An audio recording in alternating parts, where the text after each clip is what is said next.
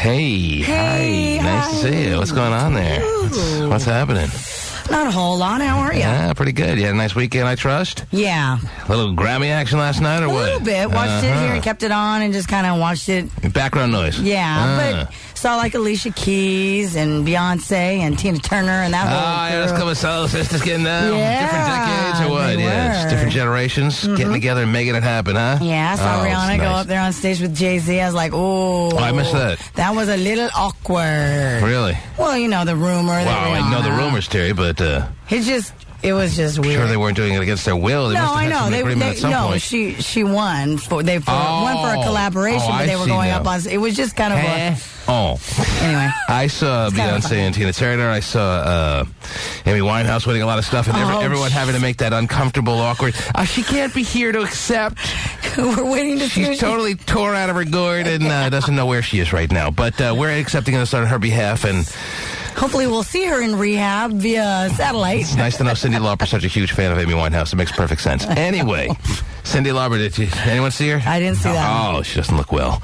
No? No, she's not aging well. She's gotten that. She's got that older age chub going on now. Really? And she did go on tour with a kid while she was pregnant a while back. Maybe she just hasn't lost the baby fat. Just seems really weird. So she looks more like Lou Albano now? Mm-hmm. That's exactly right. Okay. Captain Lou. All she got to do is put the rubber bands in her face and she's good to go. That's too bad. I thought that day would eventually come.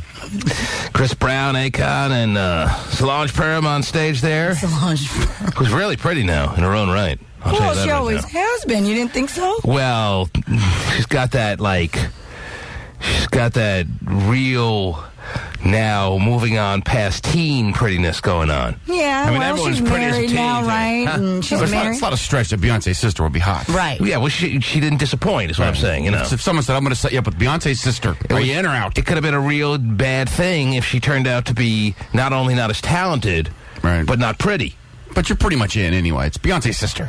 All right, fine. However, good bloodline to the masses who aren't going to be able to ever get real close to her, to watch her on TV and see that she's just not as pretty, not as talented. If she's just not as across the board, that stings a little bit. It's going to sting. Yeah. Okay, I'm glad we can get that straight now. I'm glad I finally got you to see the light. Anyhow, I worked really hard on that. I'm glad you call her Solange Perham, though. I knew exactly what you were talking about. Solange is really pretty now. At least that's what I saw. Akon is really pretty, of course, as always, too. And Chris Brown seemed a little awkward with the line they made him read on stage, but you didn't catch that either? I didn't see that one. That's the thing about the Grammys. You can't watch it from beginning to end. No, it's a long little thing there. 3 hours, and it just... everyone watches an hour and 20 minutes. Yeah, probably. Can't watch 3 hours of that. Just got to keep it on, like you say, for background noise and catch a few acts here and there. I couldn't even do that. Well. I watched for an hour and 20 minutes, and then I didn't watch. Oh, okay.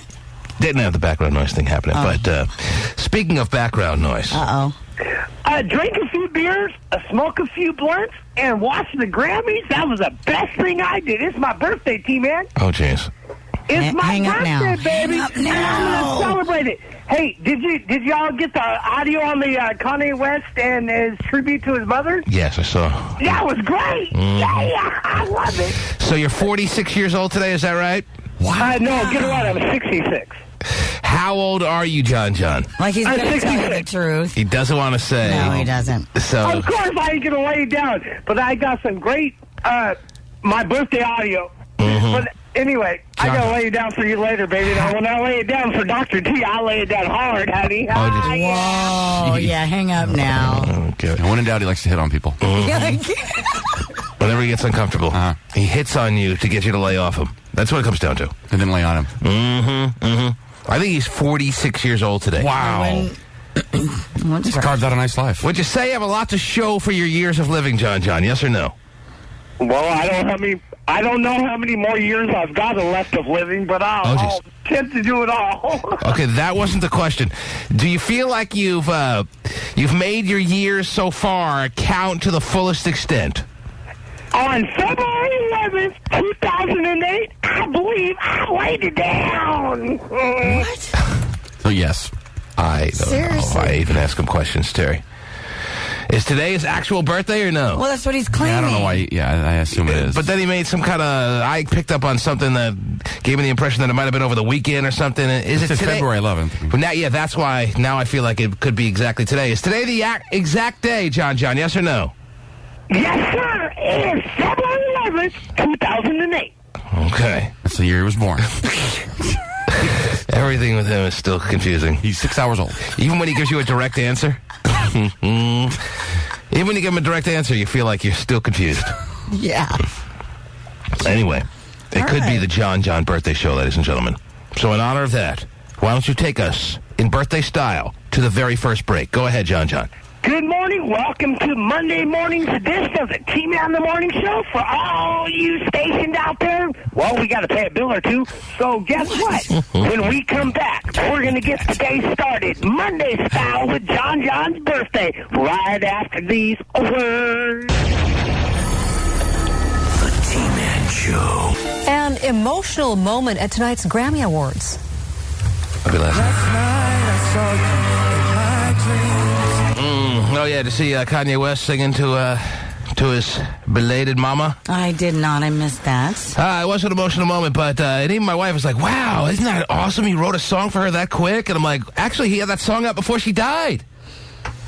It's like he almost knew she was going to die. Ooh, weird. Because the song seems so fitted towards tributing his mom. Uh-huh. And it almost seems so perfectly written on behalf of his belated mother who had passed away, and he sings it for her. But the song was out before. Am I right or what? I'm not incorrect, am I? You're right. That's yeah, I thought so. That song was out like months before she died. A couple months, like 3 or 4 months before he died. Wow. Mm-hmm. And it seems like even my wife said, "Oh, that's so awesome that he wrote a song for his mom." I'm like, well, I mean, yeah, but she was perfectly healthy and alive and kicking before. While that song first came out, and he was putting it out there on his album. So, you're half right. Sweet. But you were about the same when you married me. Anyway. Wow. That's nice. Thought I was going to be a nice and tolerable guy, and then no. You weren't even half right on that. You were all wrong. Anyway. She walks by and goes, yes. She has a buzzer. She got the one you sent for Christmas. Anyway. But it was still nice and touching nonetheless. Yeah. And it had obviously added meaning. But it's not like he wrote it after she died. Right. Still worked. Shaved the word mama in the back of his head. All right. Oh, wow. Really? I didn't see the performance, no. And he had this interesting outfit on that I thought was just part of his... the act, and he would change, for the rest of the show. But then a couple hours later, when he accepted an award for some big award, like Hip Hop Artist of the Year or something like that, and he taunted Common a little bit for putting out an album, or Album of the Year in hip hop, and he said, Common, your album was good, but come on, what were you thinking putting an album out the same year as me? So he's still got that. He's still got that real serious cocky bastard side, even though you'd think been humbled to some degree for having this tragedy happen to him. And he's still up there saying, come on, what were you thinking putting an album out the same year as me? But, wow. Yeah, he had a real interesting outfit on, and he had the word mama shaved in the back of his head. But there you go. Yes. Nice little tribute there. Mm-hmm. That is a pretty significant tribute, yes. Jeez. A lot of men have had their mamas pass away and didn't shave the word mama in the back of their head. But it was touching nonetheless. Oh, good. As the news anchor just pointed out. But, yeah. Wow. Mm-hmm. Nobody saw it but me. So I'm all alone here. Yeah, sorry. In the middle of the Grammys, smack dab in the middle. Family Guy was on. And you were all out. Oh, Family Guy. Something else was on. Yeah. I think I was doing Guitar Hero. Oh, yeah, that's right. I got my halo on. Did Peter have the word mama shaved in the back of his head on Family Guy? He did not. Oh, I love Peter. Peter's the greatest. Yes. Mm-hmm. Almost as funny as Stewie. Almost. Yes. It's a very funny program. I know Terry's a big fan. He almost killed Lois last night, by the way. Killed Lois? Who did? Almost did. Who did? Peter or Stewie? Oh, you mean... New storylines going on the program? Well, the one I seen actually shot her. Mm-hmm. Oh, my gosh. Lois! Lois! You know what I'm talking about? I do know what you're talking about. Mom! One of the funniest episodes ever. Mom! Mama! Mama! Mommy! Most viewed clip on YouTube ever. Why? Hi. Nothing. Mm-hmm. No, it says hi. Oh, does it? I'm going back. You're going to Vegas this week. Oh, geez. Start your betting out early. Okay, what you think he says what? After an intolerable, 60 seconds, Mom! Mommy! Mama! Mom! She goes, what? And he goes, hi, and runs away. I'm not confident. How much you want to bet? I'm not confident enough. No one has any idea what we're talking about that does much failing. I'm not confident enough. Well, you should be confident enough because you're wrong. You shouldn't have any confidence because you're downright wrong in anything you do. I didn't say that. I can enjoy the clip. You can what? I said I can still enjoy the clip. Okay, I'll tell you what. Pasty, find the clip, please, just to show him how wrong he is. So he has this set in before he gets to Vegas, gets a little sauced up, and heads to the tables with a little overconfidence. Make sure he knows ahead of time that you can be way off and not even know it. What do you think he says after she says what? I thought he said nothing and then runs away. Nothing? No. Yeah. He says hi? No, nothing is what you'd be winning in this bet if you were to wager with me. That's why I'm not going to be wagering with you. That's the only way nothing is relevant here. So by me not wagering with you, I'm actually a smart bettor. No, because you think you're right. You're actually a pussy because you think you're right, but you have no guts to bet. I'm just not going to bet. Because you think, but not because you think you're wrong. I didn't think I was right. You think you're right. But I also respect the fact that you could be wrong. Oh, jeez. Well, that makes you a pussy. Okay. As far as betting is concerned. Mommy! Mom! Mama! Did we find the episode yet? Terry, Terry wants us to move on. Jesus. Terry, I'll tell you what. We'll play the clip for you. Is this the one where Lewis saves Stewie? Oh, my God. Or whoever Lois saves Stewie and Terry, let me just put becomes it this way. obsessed with her, right? Yeah. That's one of the chatters said. Sounds like the one. I have no idea. Let me just tell you this. I will play the clip for you. Yes. You will hear the clip, think it's the most ridiculous, non-funny thing in the world, but you'll be so far off. Okay? That's what I'm saying. I already know. Right. For someone who doesn't watch the show. Right, I don't. My kids do. I don't. You'll think you'll be like sitting there going, why is that funny? That's what you'll be thinking. I already know before I play it. Somebody said BTP is right. No, he's wrong. Chat room. He's way wrong. So he says nothing. What do you mean he says? No, he says what? Nothing, and then runs off. No, he says. Or however. All right, well, now Vinnie and a chatter is wrong. Another person. No, two chatters says BTP is The more right. chatters, the better. I'm not betting on it still. They're trying to encourage you to bet, Vinnie. I know. I'm noticing that. I'm not doing it, though. Two chatters have backed you up. Oh, Ghost Rider 213 has backed you, T-Man. I don't want any backers, Terry. I want everyone to back Vinnie the Pooh. That makes me right alone on my own island. BTP got him. The island known as Correct Island. Correct You've heard of Temptation Island. You've heard of Fantasy Island. And now I'll be on an island of one, but it'll be the island of correctness. Yes, that's right. We're going to play it for you. Don't worry. We'll find out soon enough. Ooh, I can't wait.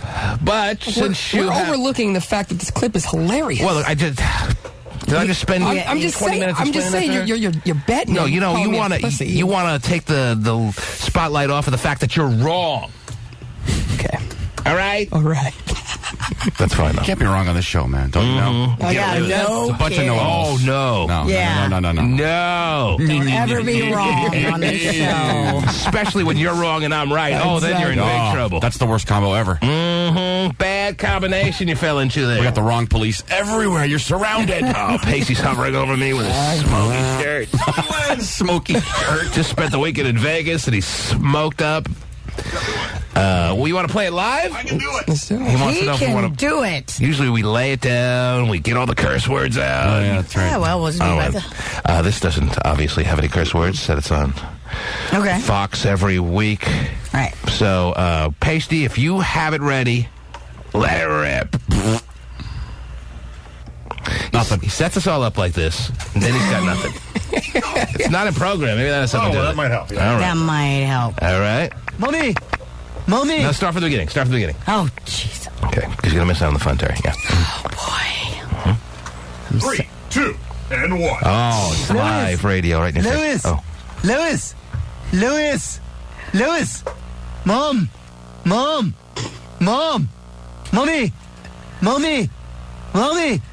Mama! That's great. Ma! Shut up. Mom! Mommy!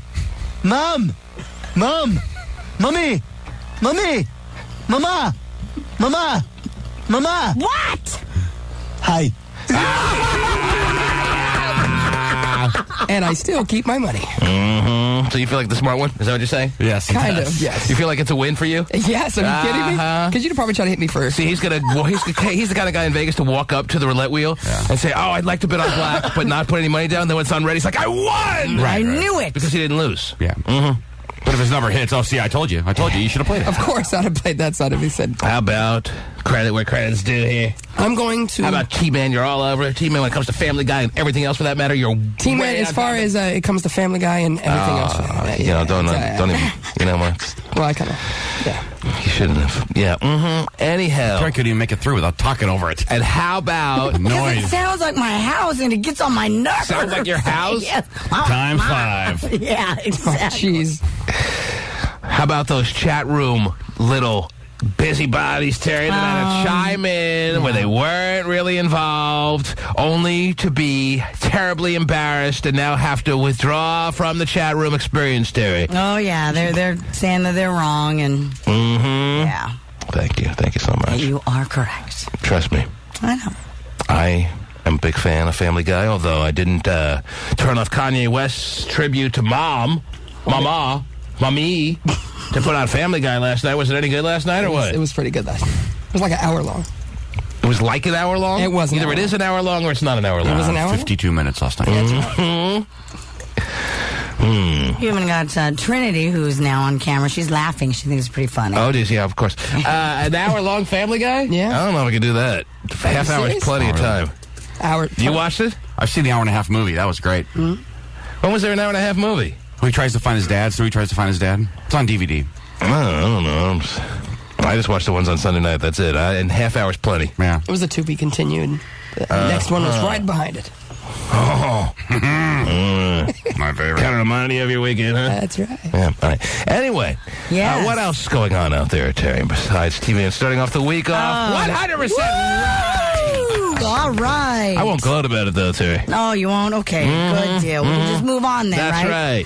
Well, good news for Triple H and Stephanie. Even though I could take this moment to say, I told you so. Man. Okay, yeah, I won't do that. I won't do that, Terry. Go ahead. Anyway, Triple H, and he's married, I guess, to Stephanie McMahon. I didn't know that they were married or even together, but they're expecting their second child. Yeah, Yeah. I think I did hear that. I thought it was just like one of their storylines or whatever. Yeah. You didn't know in real life? Yeah. Well, that's taking the storyline pretty far then, huh? To have two kids? I know. That's why I was surprised. So believable. I didn't know that. I think I vaguely remember that too. It's not like I can say, oh yeah, without a doubt, that makes me remember.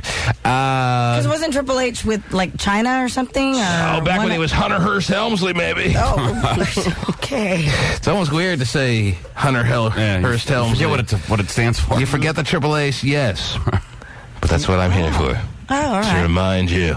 All right. To be so right yet again, huh? Anyway, Their first child was born just July of 2006. So, yeah. And now they're expecting another child. Yes, they are. Triple H and Stephanie McMahon, who I always thought was kind of hot when she hasn't been really part of the storyline of WWE/WWF for at least a couple of years, wouldn't you say? I would definitely say I haven't seen her. Knocking out kids, man. Nobody wants to see an 8-month pregnant woman up there. Wow. Speak for yourself. Get thrown down. See an 8-month pregnant woman suplex? Are you kidding? That's a ratings bonanza. That's a storyline right there, my friends. And don't put it past Vince McMahon. You want the women's activists out front? Oh, body geez. slam an 8-month pregnant woman. If you told Vince McMahon it would ramp up ratings by 20%, he would have his daughter. He would convince her to get suplexed at 8 months pregnant. So let me get this straight. This is my daughter, right? I'm in. Wow. Stephanie McMahon was a part of the WWF storyline, I would say back in, 2004, 2003, 2005, right, something like that? 2004, I would say. And hasn't been really seen since she had the first child. And even Shane has been gone for a while, hasn't he? Is he in the storyline or what? He was for a little bit, But he's gone for the most part now. He is. He was everything back 3 years ago. Shane O'Mac? Yeah. And then he probably just went to his dad and said, Dad, I don't need this. I'm rich. Yeah. I don't need this crap. People are coming up in the street. I'm trying to get a bagel, and they're coming up and screaming in my face. I don't need this crap. That'd be a fun life, though. I could do it. And his dad said, yeah, I guess that makes sense. Wow. Remember his wife was in it for a little bit, too? Yeah, she gets slapped. Did his wife get slapped? Yeah. Shane McMahon's wife? No, Vince No, McMahon. Vince McMahon's Oh, wife. old lady. Oh, yeah. That I remember. I thought Shane McMahon's wife. Jesus. Oh, man. I remember a lot of girls being into Shane McMahon. Really? Yeah, I was thinking, I didn't know he was Wow. married, but now you're telling me it was Vince McMahon's wife. Anyway, yeah, a lot of girls, when Shane McMahon was a part of the storyline, a lot of girls were like, wow, he's hot, and he's rich, and Yeah, he is rich. And he's kind of pretending like he's tough, so that got a lot of women going. Yeah, I remember Lifey Life was very into it. Oh, jeez. But anyway. It's quite the endorsement you wanted. That's right. Oh, that girl likes me. Now Vince McMahon's like, what, fighting a midget or something? He claims to have a midget son. Oh, that's right. And they go back and forth. What? When they're going after it, yeah, that's the storyline. It was either that or suplex his daughter, and he went with that. Trying to make him kiss his ass last week. Like, literally. Fuck around. Kiss his ass last week. It's good to know he's never done steroids. Yeah, I know. I can tell they're starting to test, though, because I saw Edge. He's a heavyweight champion. He's not very big. Nah, not at None all. of the guys are big anymore. It's pissing me off. They're totally being clamped down on now, it's so they know to not overdo it. put the steroids in their Apple Jacks every morning. And, Hide the horsetail underneath your tights a little bit. It's starting to grow on your ass. there you go. Okay. They know they're on notice, and they're not going to be able to be roided up like in the past. Yeah. Wow. But And they hang salt licks in the lockers of the players. You'll know that there's still too many steroids going around. I mean, Shane McMahon's obviously not pregnant. Why isn't he in the storyline? It must be just the fact that he got tired of being. He might have got hurt or something. Who knows? He probably just was getting harassed out in the streets and That could be. just didn't need it. Just didn't need that Doesn't crap. need it. Sitting on a multi-million-dollar inheritance, and I don't need this crap. Wow. Congratulations to the grandkids. You're also rich. Never have to work. Enjoy it. Wow. At least free school. All right, so they're expecting their second child. Yeah. Congratulations to the Helmsleys. Okay. Sherman, Hunter, Leona, and Stephanie. The T-Man Show.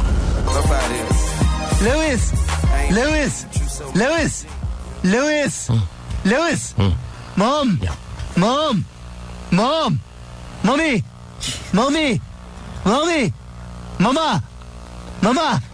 Mama. See, I know you went to the Ma. humor in this, Terry. Ma. It does go on a little long, I'll tell you that. Ma. A little long. Mom. That's the whole point. Mom. Mommy. Mama. I tell me you didn't have a kid or two or 9, Terry, that No. had an episode where they just went on and on.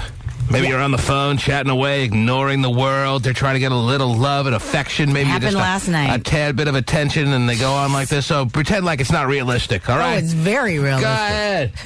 Pretend. Mommy. Mama.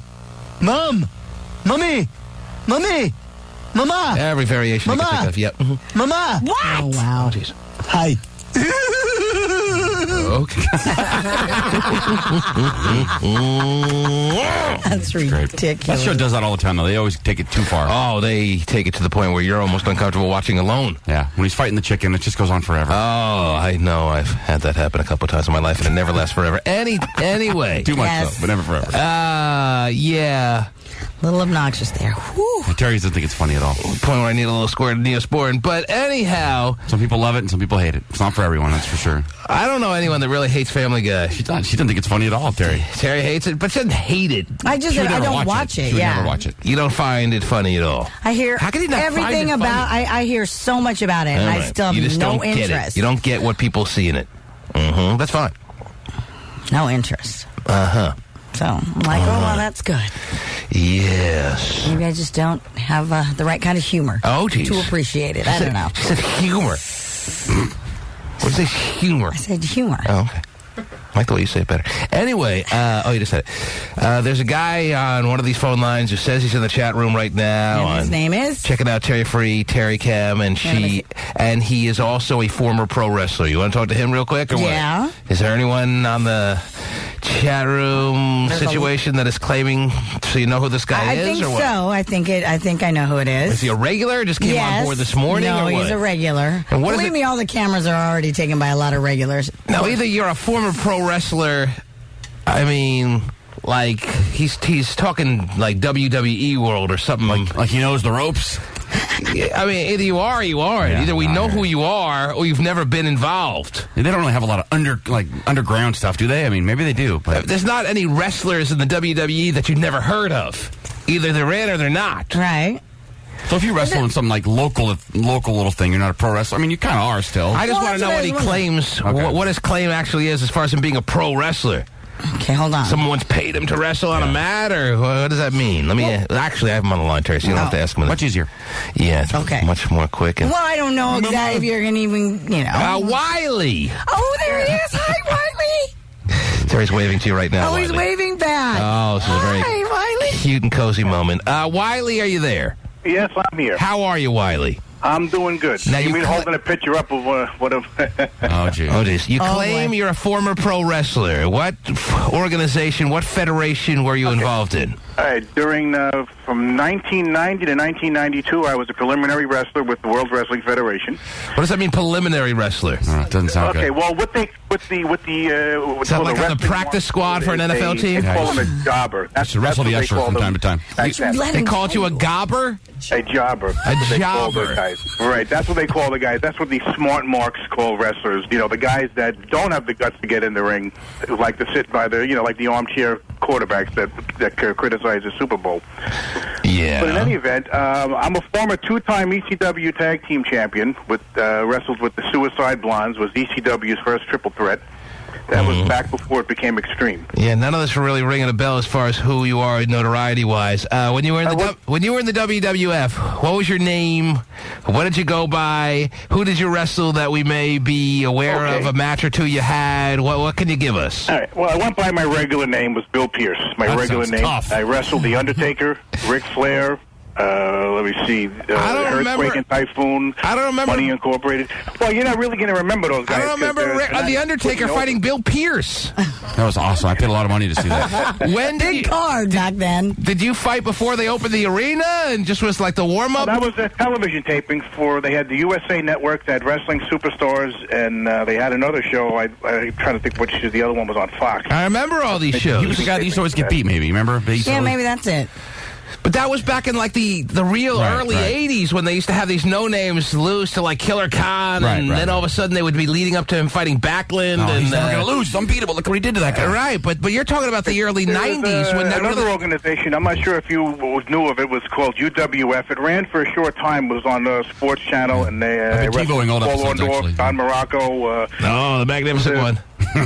So I broke in 1989. Mick Foley helped me break in one of the wrestling schools that I was going to. So Mick I've known Foley would know you. for many years. Mick Foley would know you. Yes. Because Mick Foley is a very good friend of ours, and we could confirm this with Mick Foley. We would hate to think you're lying to chat room goers to try to like get a leg up one in the bit. chat room. And if I Not ask, one bit. if You I can ask, even look at my wiki page to even see my Wow. you have Wiki. you have a Wikipedia page, Bill Pierce. credentials. I didn't make it. Someone else made it. Oh, of It's under the name of course. Chris Michaels, which is the wrestling name that I went under for most of my wrestling career. I thought you said you were Bill Pierce. No, with WWF, I wrestled under that. I wasn't under a gimmick name because when they don't put you over, it doesn't make sense to go out there and try to make yourself look like a character. Mm-hmm. So you weren't a character. You're just a straight little opponent for someone who needed I was meat. That was it. This was. You were meat. That's right. Went out there. You couldn't wear the same color tights, and you just had to go out there. And the most of the guys back then, the only offensive move you had was waving to the crowd when you stepped into the ring, and that was pretty much it. But That's all because they of gave your you. experience, if someone gets a little out of line with you in a local club or bar, not that you're still going these days, but if you are, if they get in your face and they don't have a serious weapon on them, they could be in serious trouble. The crossface chicken wing was taught to me by Bob Backlund, and has been very effective. A what chicken wing? Wait, so you go around giving people the cross-faced chicken wing or what? I had some of those last night, honey barbecue. I walk around with a sign, free pile drivers. I mean, if people they love this stuff. Someone in your office gets out of line these days, you just put them in the cross-faced chicken wing or what? That or a leg scissors, you know. Yeah. Somebody in the office starts his intro music. And I'm sure your wife would be excited about that one. Wow, the cross-faced chicken wing, yes. that sounds painful. Cross-faced chicken wing. I remember when, yes, I was about 9 years old and I got into wrestling. When oh my gosh, somebody on chat just said September 14th, 1991, The Undertaker defeated Bill Pierce. When I was 9, Tara, I was about to tell you a great story. Oh, I'm sorry. Bob Backlund, yes, really nothing great. Putting superstar Billy Graham in the cross-faced chicken wing in a lumberjack match in Madison Square Garden. Terry. Lumberjack match. That's right. Those are great. They don't have this anymore, I don't think. Mm-hmm. There you go. Do you remember that, Bill Pierce, or no? Someone just looked it up and posted something in the chat room. Yes, Terry just brought that up, and Terry they posted another one. Well, the chat room goers are very shrewd. They're very on top of it. Quick on their mice. They're quick on their mice. Yes. I have a Bill Pierce action figure that I used to play with as a kid. All right, well, there's now no doubt that you were, in fact, a wrestler in the WWF, because no one would claim they were Chris Michaels or Bill Pierce, so we believe that you are who you say you are. Born in Bayshore, Long Island, printed me out some documents on you as well. We're happy to know that you're a big fan of the Terry-free Terry Cam. This is great. I get to listen to this. Your show is hysterical. I could hear it across the country, and if it wasn't for Stickam, I wouldn't have this opportunity. Well, Stickam is opening a whole new Let me tell you. wing of potential listeners out there, like Bill Pierce, former wrestler, former meat. Former meat for the WWE. Stick the fork in him. One of his lines from 82. It's good that he can laugh about all those lines that I'm sure into the day. Yeah, right. That's right, Gorilla Monsoon, you know, with all this, the lateral, collateral ligament, you know. Oh, jeez.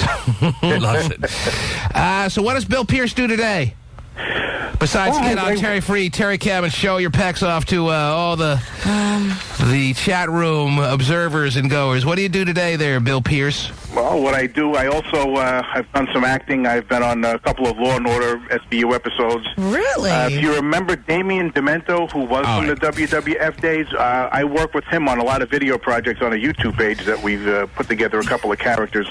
Are you married? Are you a family guy? Are you single? What's your story there, Bill Pierce? I'm married. I got a son that's serving in Afghanistan right now in the 82nd Airborne. I have my other son is right now, I believe, in South Carolina, enjoying himself. Not quite sure there? And he almost sounded like he was apologizing for a second to some of the women who may have been getting into him on Terry Cam by the way he said, married. Yeah. Really had no choice in the matter. So you having a nice life? Nah, I'm married. Bill Pierce, it's been lovely meeting you, sir. We hope to hear from you again sometime soon. Absolutely. Your show's great, and when I have my mornings off, I will be in the room. Okay, there he is. He's a big fan of Terry Cam. He is. He's one of the first in. I bet you he loves his lady Filipina style. That's what I'm thinking, Terry. That's what originally drew him. I mean, maybe now he likes the show a little bit, whatever. But it was you and all you, Terry. You and your little morning show outfits. Oh, yeah. That originally got Bill Pierce, Mr. Meat. Mr. Meat. Terry will put on her heavyweight belt. This is the first guy nicknamed Mr. Meat that wasn't for the obvious reasons, Terry. That's in your world.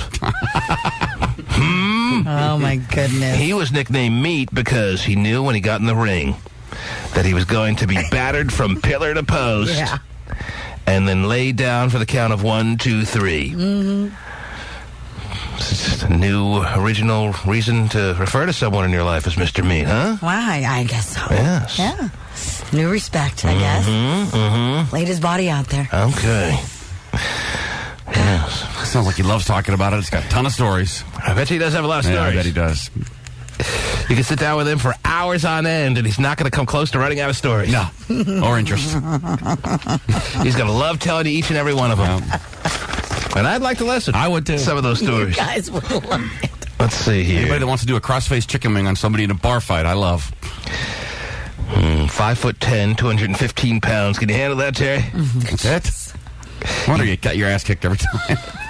Yeah, 5'10", 215. I mean, that's what I was before I went and lost some weight, Terry. I mean, I wasn't 5'10". I was 6'1". He says he's 234 now. Oh, he's making a comeback. Yeah. Watch out, Kamala.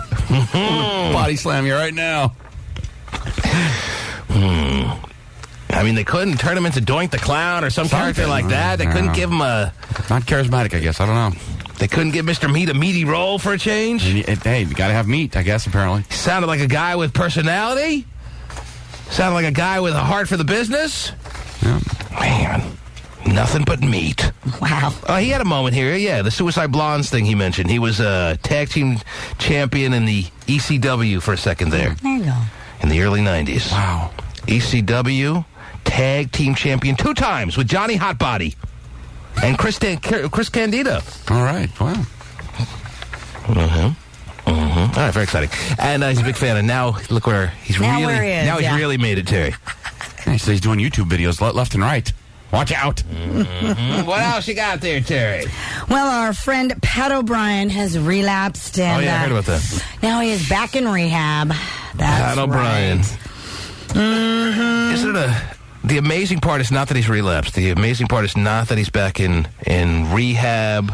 The amazing part is that after the first go-around of him having major alcoholic and drug problems and needing to go to rehab, that he was actually rehired and put on Access Hollywood. That's the amazing part. Yeah, I agree. And the reason that it is amazing is because the evidence will never go away, because I will never let it, Terry, of the things he did the first time that he was seriously under the influence of drugs and alcohol. Not that I'm convinced that he needed drugs and alcohol to make harassing phone calls to a fellow worker, a co-worker in his office, Terry, in his own office. Yep. So not only was he on drugs and alcohol to the point where he needed to get serious help to get himself off, but he harassed a co-worker that asked for none of it, Terry. He doesn't normally do that. And if you need to be reminded I don't know what's wrong with him. of the audio proof that, as I said, will never die, that will never go away, well, you don't have to twist my arm to get me to play that, Terry. Saved message Sunday, 7:09 p.m. You're so hot. And I want to you. I don't want you to suck my Really? Terry. You're so hot. Please leave me a voicemail. Go to the bathroom and leave me a voicemail. Bye. Go to the bathroom and leave me a voicemail. I want you to talk while I hear you tinkle in the background. Wow, maybe that was a fantasy. Isn't that kind of weird? You know why he's saying that? Not because he's dying to hear the sounds of her in mid bathroom action. Because he's calling her while he's at work and she's at work. Yes. He's leaving this voicemail on her extension. He's sitting there in his cubicle, all hunched over. Could you imagine, Terry, if you went to your voicemail here at work? Right. You heard a message, even close to this, and then you looked up from your cubicle and there was the guy right down there? And you can see his little beady eyes and he's like waving at you. Are you waving back? Please leave me a voicemail. Go to the bathroom and leave me a voicemail. Bye. Saved message Sunday, 7:48 p.m. I'm so into you. But Betsy's so jealous. But have sex and I want to lick your but you have to be into Betsy. I told Betsy that you're into her.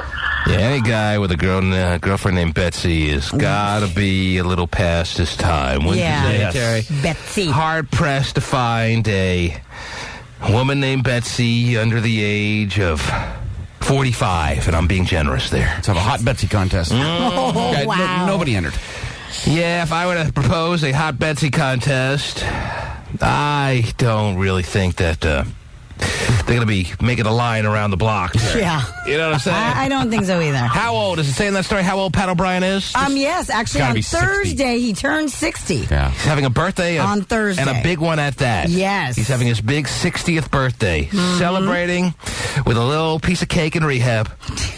60th birthday on Thursday. I TiVo a bunch of classic sports crap from the 80s because I'm a dork. And there's Pat O'Brien on the sidelines, 1982 Orange Bowl or whatever I TiVo. It's been around forever.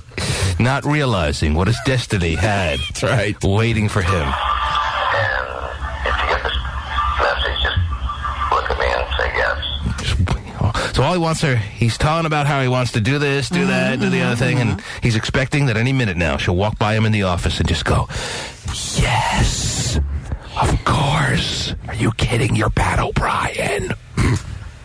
Man. Just walk by me me and say yes? Tap me on the shoulder, honey. What would he do if she walked by and said yes? He'd be like, yeah. Yeah, quietly he is, yeah. Well, guys like that think that it's just a given. He would probably wouldn't even get that excited. He just expects it, you know. Oh, geez. Whoa. All right, take it easy, old timer. Just 2 blanks? And get crazy. I don't know why I'm like this.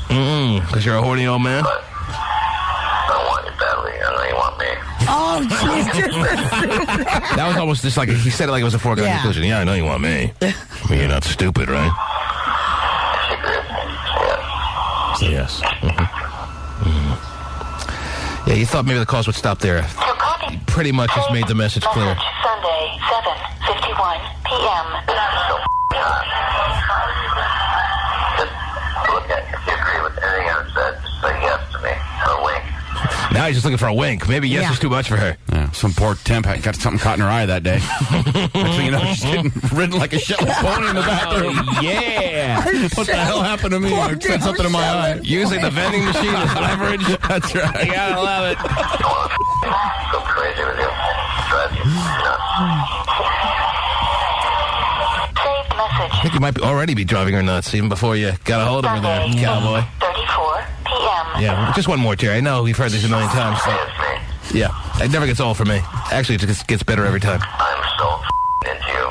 You think? And you have to pay attention to Betsy, but let's have fun. Let's have fun. I want to you and you and suck your Okay. I'm so into you. It's incredible. Check this message and then just say to me, yes.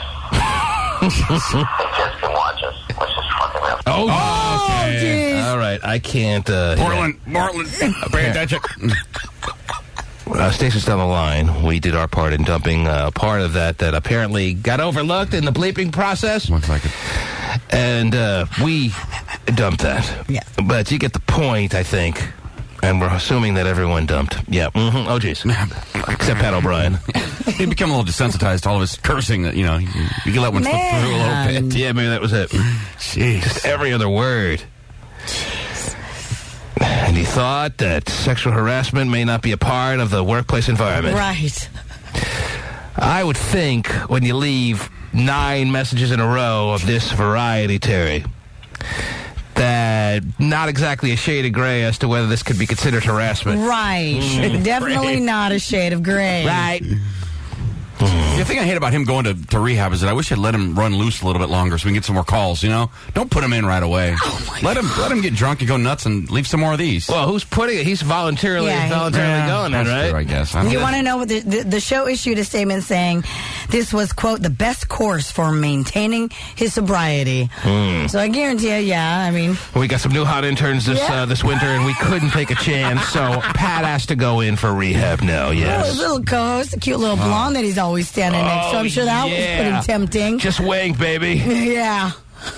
Or say yes. I'm waiting for a yes. He's the master of the code. Say yes. No one in the office will have any idea what's going on. Just say yes. Jeez.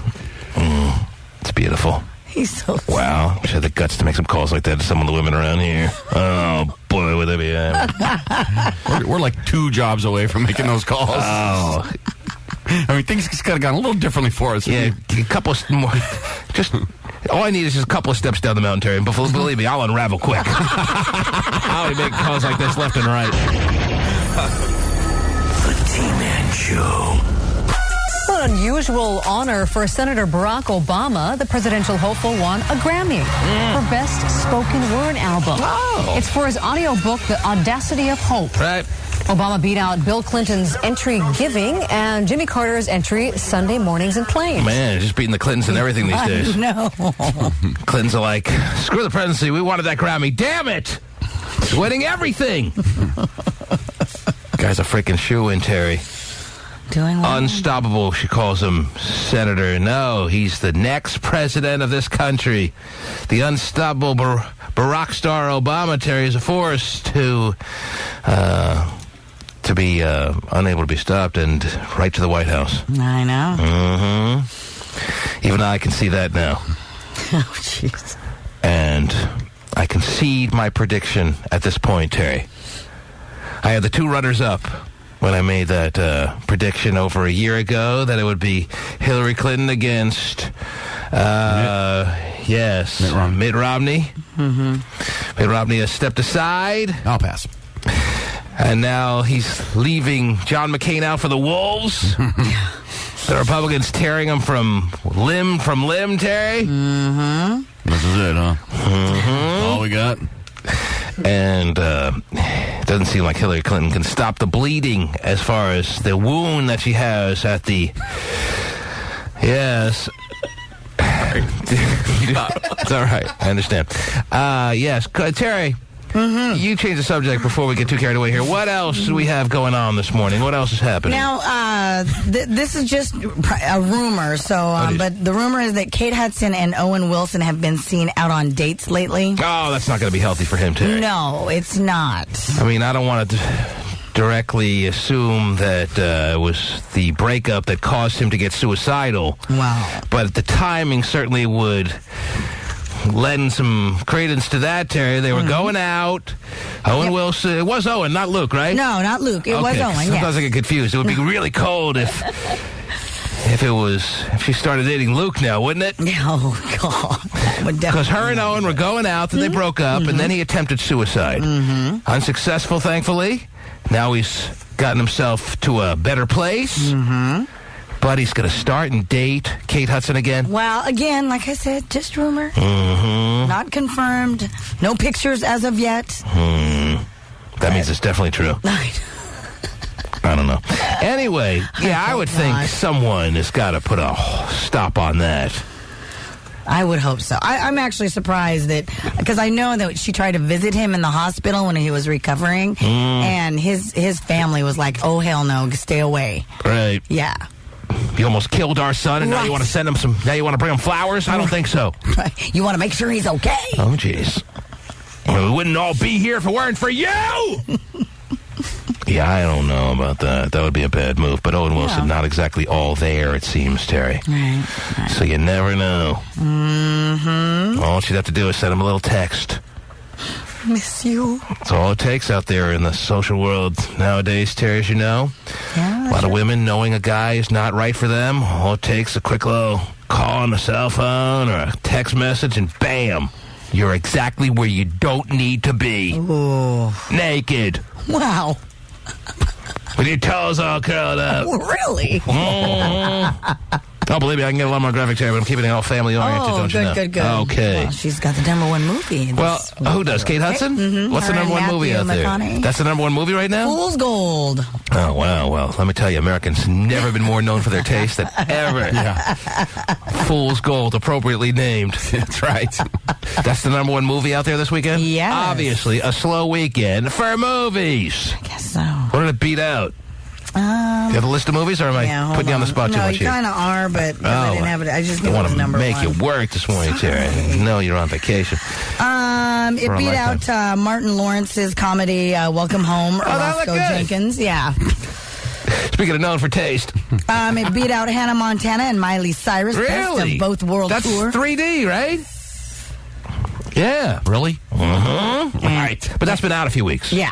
But the Roscoe Jenkins just came out this weekend. So Matthew McConaughey and Kate Hudson beat out the duo of Martin Lawrence and Cedric. Yes. And Monique. I'm glad you didn't ask me to bet on that on Thursday, Terry. Because I would have gone with Martin Lawrence and Cedric the Entertainer over Kate Hudson and Matthew McConaughey's movie. Yep. Fool's Gold was $22 million. Fool's Gold was $22 million. Yep. Unless they're charging $22 million per ticket. I don't understand. And Martin Lawrence's was 17.1. He loved it. Martin Lawrence was how much? 17.1. All right, that's respectable. Yeah. It's a respectable number, $17.1 million for an opening weekend. It's not going to blow the doors off anything, but it's not an embarrassment. But losing to Matthew McConaughey and Kate Hudson is an embarrassment. Yep. Well, all I know is that Oprah loved Welcome Home, Roscoe Jenkins. Had the whole crew on. Oh, gee. What a shocker. Anyway. All right. Oprah's going to get her wish with Obama, it sounds like. Too. Yeah, it does. Once again, she rules. Well, I don't know how much she rules, though, because she was sitting there in California trying to convince everyone to vote for Barack Obama, and that's like the one place he lost. Yeah. There, every big state she lost in, but she's winning all the little backward-ass states, Terry, that you would think would be the most racist. I don't think they realize she's black. I know. You want They're going to be like, Idaho. what? Jeez.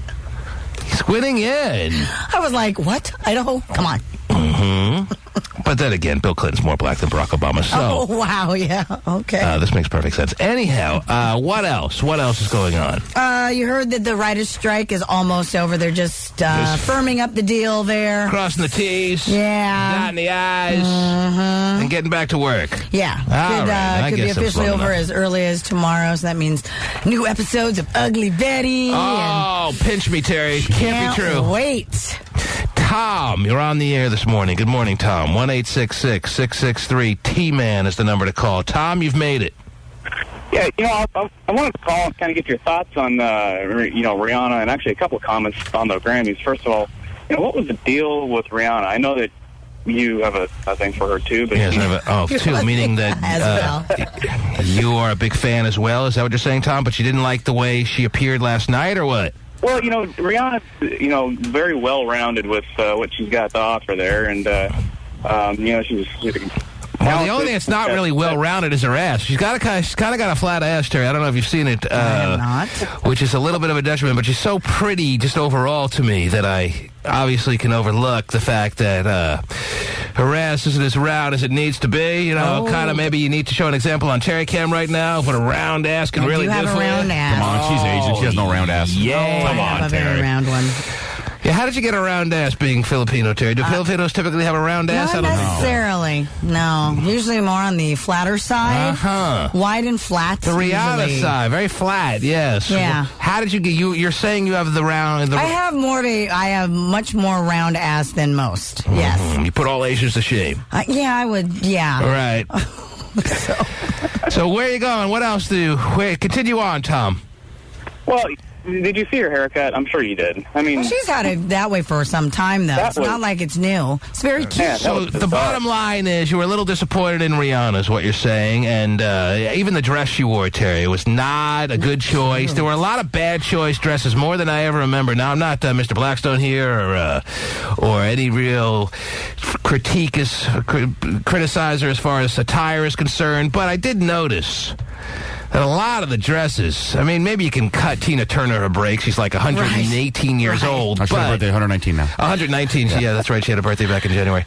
But Tina Turner's dress was just awful, Terry. Right, well, her little some slack. silver out, whatever, and when she performed, yeah, she was... And Beyonce looked good in her very, very short, I mean, as low-cut, short cut as the dress can be, but she's got some thick thighs now, more than ever. She's always had thighs on the thicker side, but now they're really, impressively thick, Terry. Yeah, I noticed that. I was like, and Rihanna, I'm kind of not sure I saw enough of her last night on the show, on the Grammys, to really have an opinion, but Tom sounds very upset. Very upset this morning. Very upset. And she looked so uncomfortable when she was performing. Really? She didn't look like she was feeling the moment. She was a little nervous, you're thinking. Was this her first Grammy big-time performance, or what? It probably was. Well, but it didn't look like Rihanna. Rihanna is very comfortable with what she does. She's very talented. Wow, yeah. It sounds very personal, like you kind of really know her well. Oh, yeah. Well, that's how you're speaking, Tom. I got to admit that I feel like that's what I'm hearing from you, too. How could you followed her every step of the way to such a degree that you feel like you can speak with such certainty like that? Like you know her so well?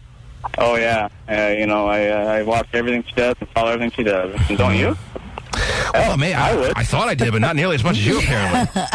But hey, the Grammys is like the Super Bowl of award shows for music. And even though Rihanna, it seems like she's been out there forever, even though she was kind of big last year, she's even way bigger this year. And this was probably her first offering that they made to her to perform on the Grammys. So maybe you're backstage, you're waiting for your chance to go on, you start to tighten up a little bit, you realize that... Those Kegel exercises paying off. You realize that you got 60 million people across the globe watching you, and who knows, even the greatest of performers could have a moment where they get a little clammy and they get a little tight.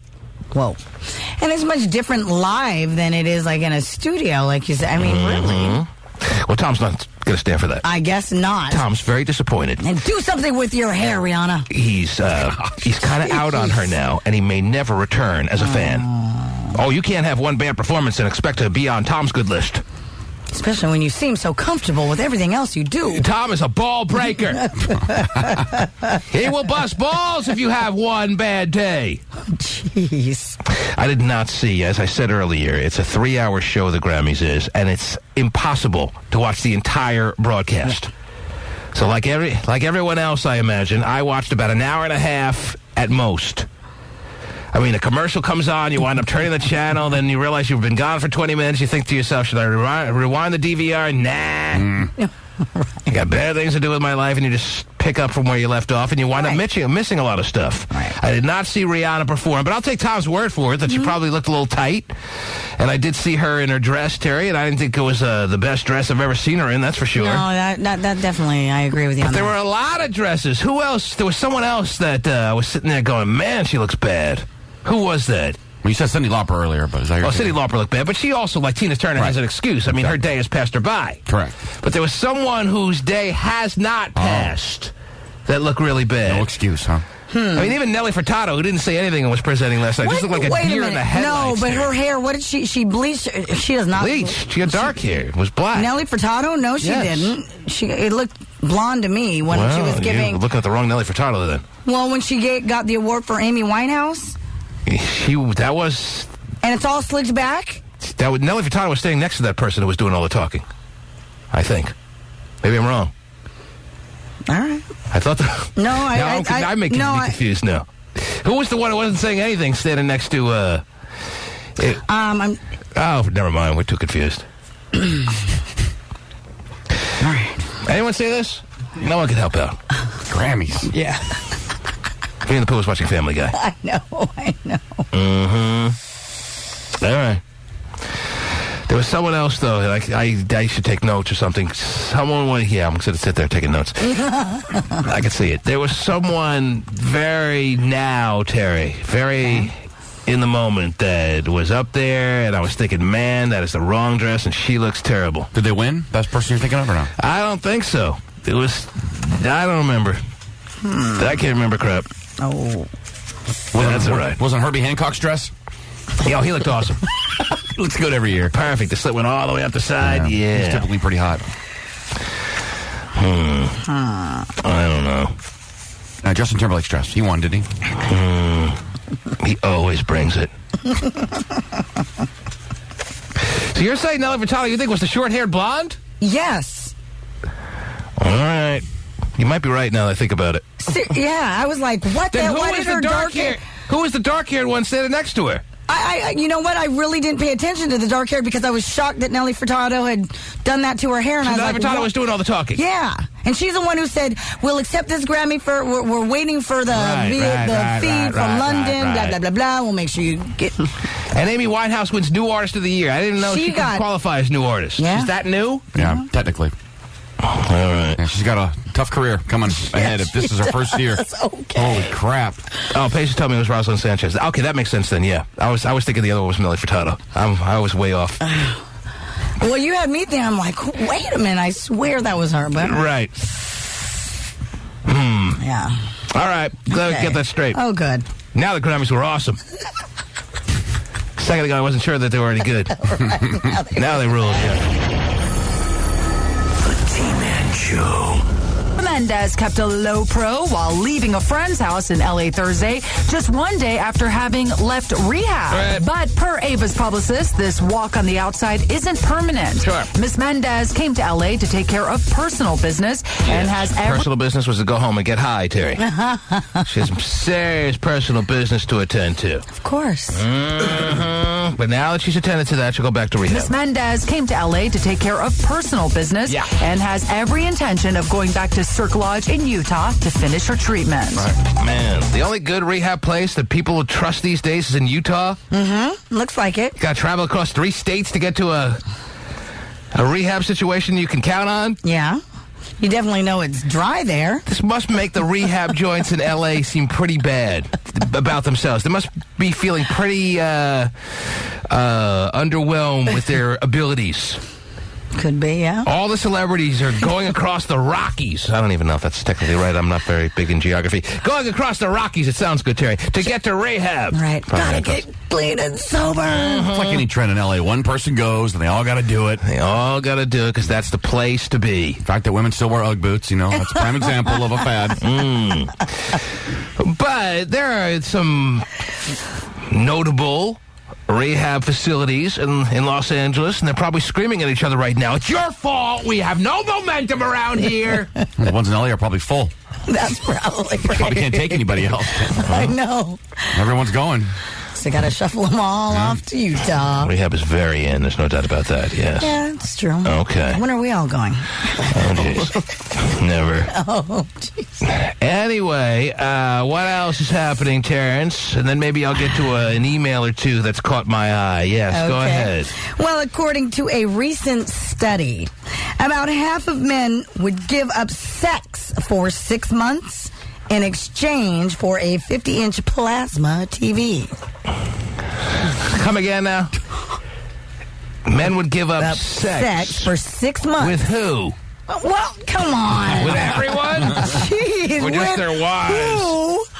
Just their girlfriend? Oh, big whoop. Real sacrifice. Would give up sex, period. Oh, period? Period. I won't even give it up then, Terry. Wow. Really? Give up sex for how long now? 6 months. 6 months. In exchange for a 50-inch plasma TV. You can't have sex with anyone? No. Or anything? Anything. You're done. Really? No sex. No nothing. What about beating the paddywhacker? No. No, no, I don't think that. You got to think about that one because this is huge, Terry. I don't think that's part of the deal here. That probably wouldn't say, but I would assume that's not part of it. I mean, no guy would do that. I mean, you talking about not nutting for 6 months? Are you kidding? It'll come out your ears. Oh my gosh! It would. Now, this may not seem like a big deal to Pasty Dave, who's a 31-year-old virgin. I mean, if that was the case, I mean, Pasty Dave's apartment would look like a Best Buy, Terry. You got plasmas everywhere. Every 6 months, yeah, no doubt. Every 6 months, someone knocks on his front door and gives him a plasma. Here comes the big one this time. He definitely has quite a few televisions. He would have 62 flat screens. This is so easy. I'll have another one in about 4 months. How many does he have in his house now? Well, he has He does have quite a few. He's got a rich dad, yeah. Pasty Dad, the Mogul, I'm sure is taking care of him in that department as well. Geez, here we go. Pasty! I purchased all of my televisions myself. When you say yourself, I mean, yeah, you went and opened your wallet and gave your credit card and technically bought it, but... With my money. Money that you earned? Of course. From what job? I haven't gotten money this job. Well, they pay him very handsomely, Terry, and he deserves every penny of it, and he works hard, and... he has a note from his dad to use his credit card. Whatever. The note. Anyway, remember the days he used to bring a note to the mall and... What was the point of that? Okay. I know. It's so valid now. Okay. Yes. Definitely didn't steal his credit card. So silly. Jeez. Anyway. Oh, geez. So let me see if I understand you right. Yeah. They did a survey. No sex. And they asked men, would you give up sex for 6 months if in return you got a free, I'm assuming it's free, you don't have to pay for the flat screen. What a deal. Oh, yeah. A free flat screen at the end of the 6 month period.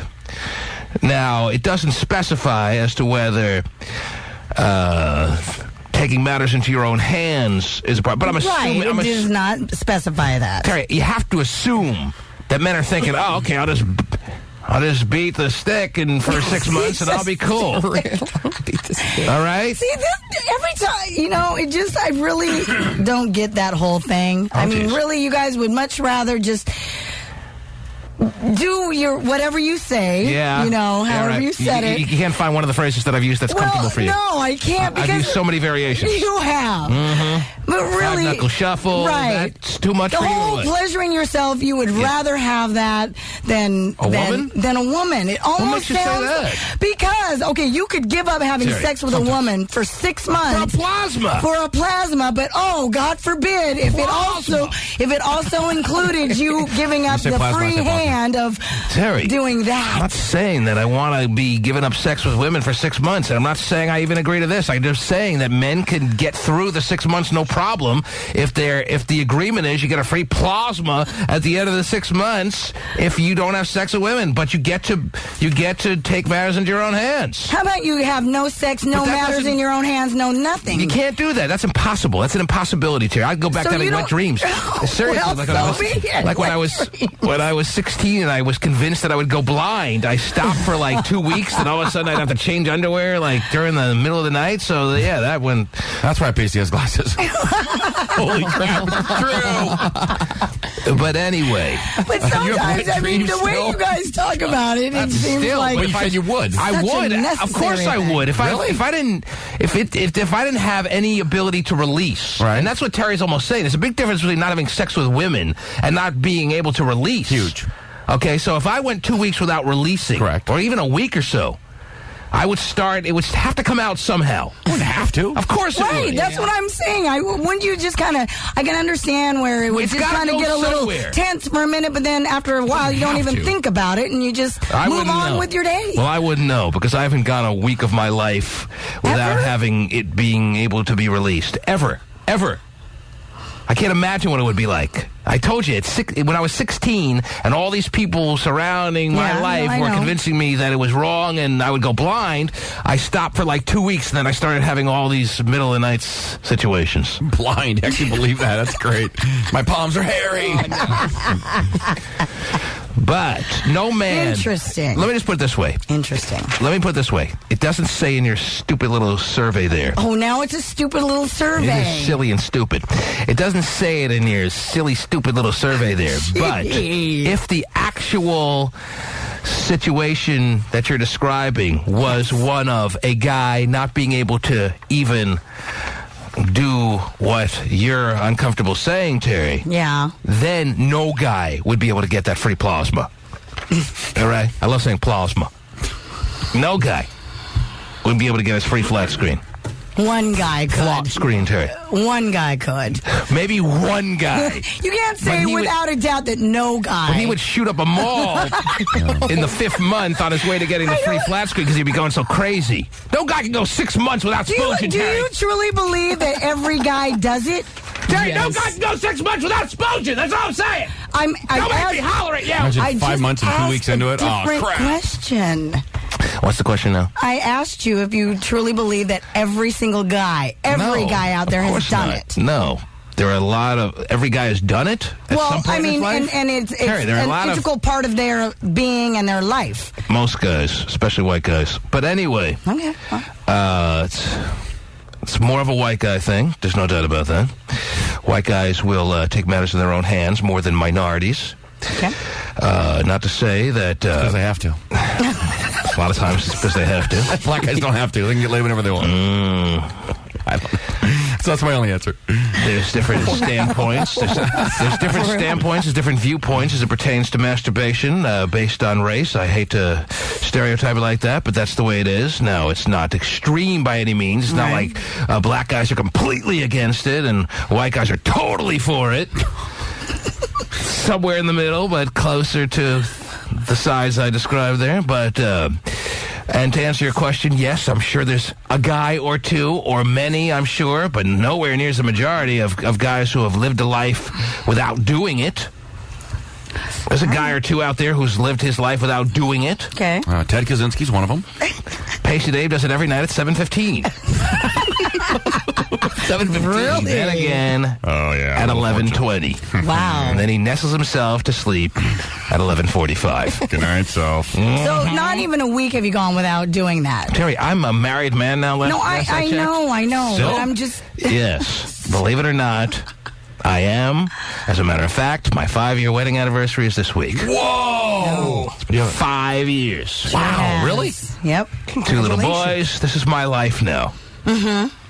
However, so yes, I go through a week without doing that now. But not many. And, I guess that's where I'll leave it. Okay. Right there. But All right.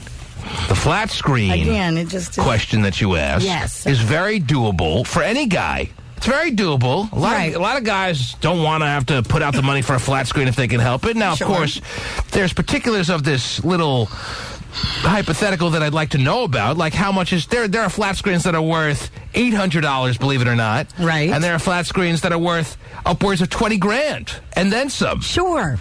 All right? So what are we talking here? It just gives me that Well, it's that's a too 50-inch broad. plasma. It's too general. 50 inch. That's 50 big. inch. 50 inch. Well, there are 50-inch flat screens that go for, I'll go to $1,500 now, and there are 50-inch flat screens that go for $12,000. You get to pick. Okay, you get to pick? Yeah. You know, at a normal store. You can't have one custom made or Well, something. let's put it this way. You get to walk into any store you want and pick. Let's put it this way. If you asked a guy out there, are you willing to go 6 months without sex with a woman for a $12,000 flat screen, just about every guy would say yes, as long as I can, whenever I so please, can do whatever needs to be done to my own damn self. Okay. And every guy would do it. Why wouldn't you? 6 months? I'll make up for lost time once that 6 months expires.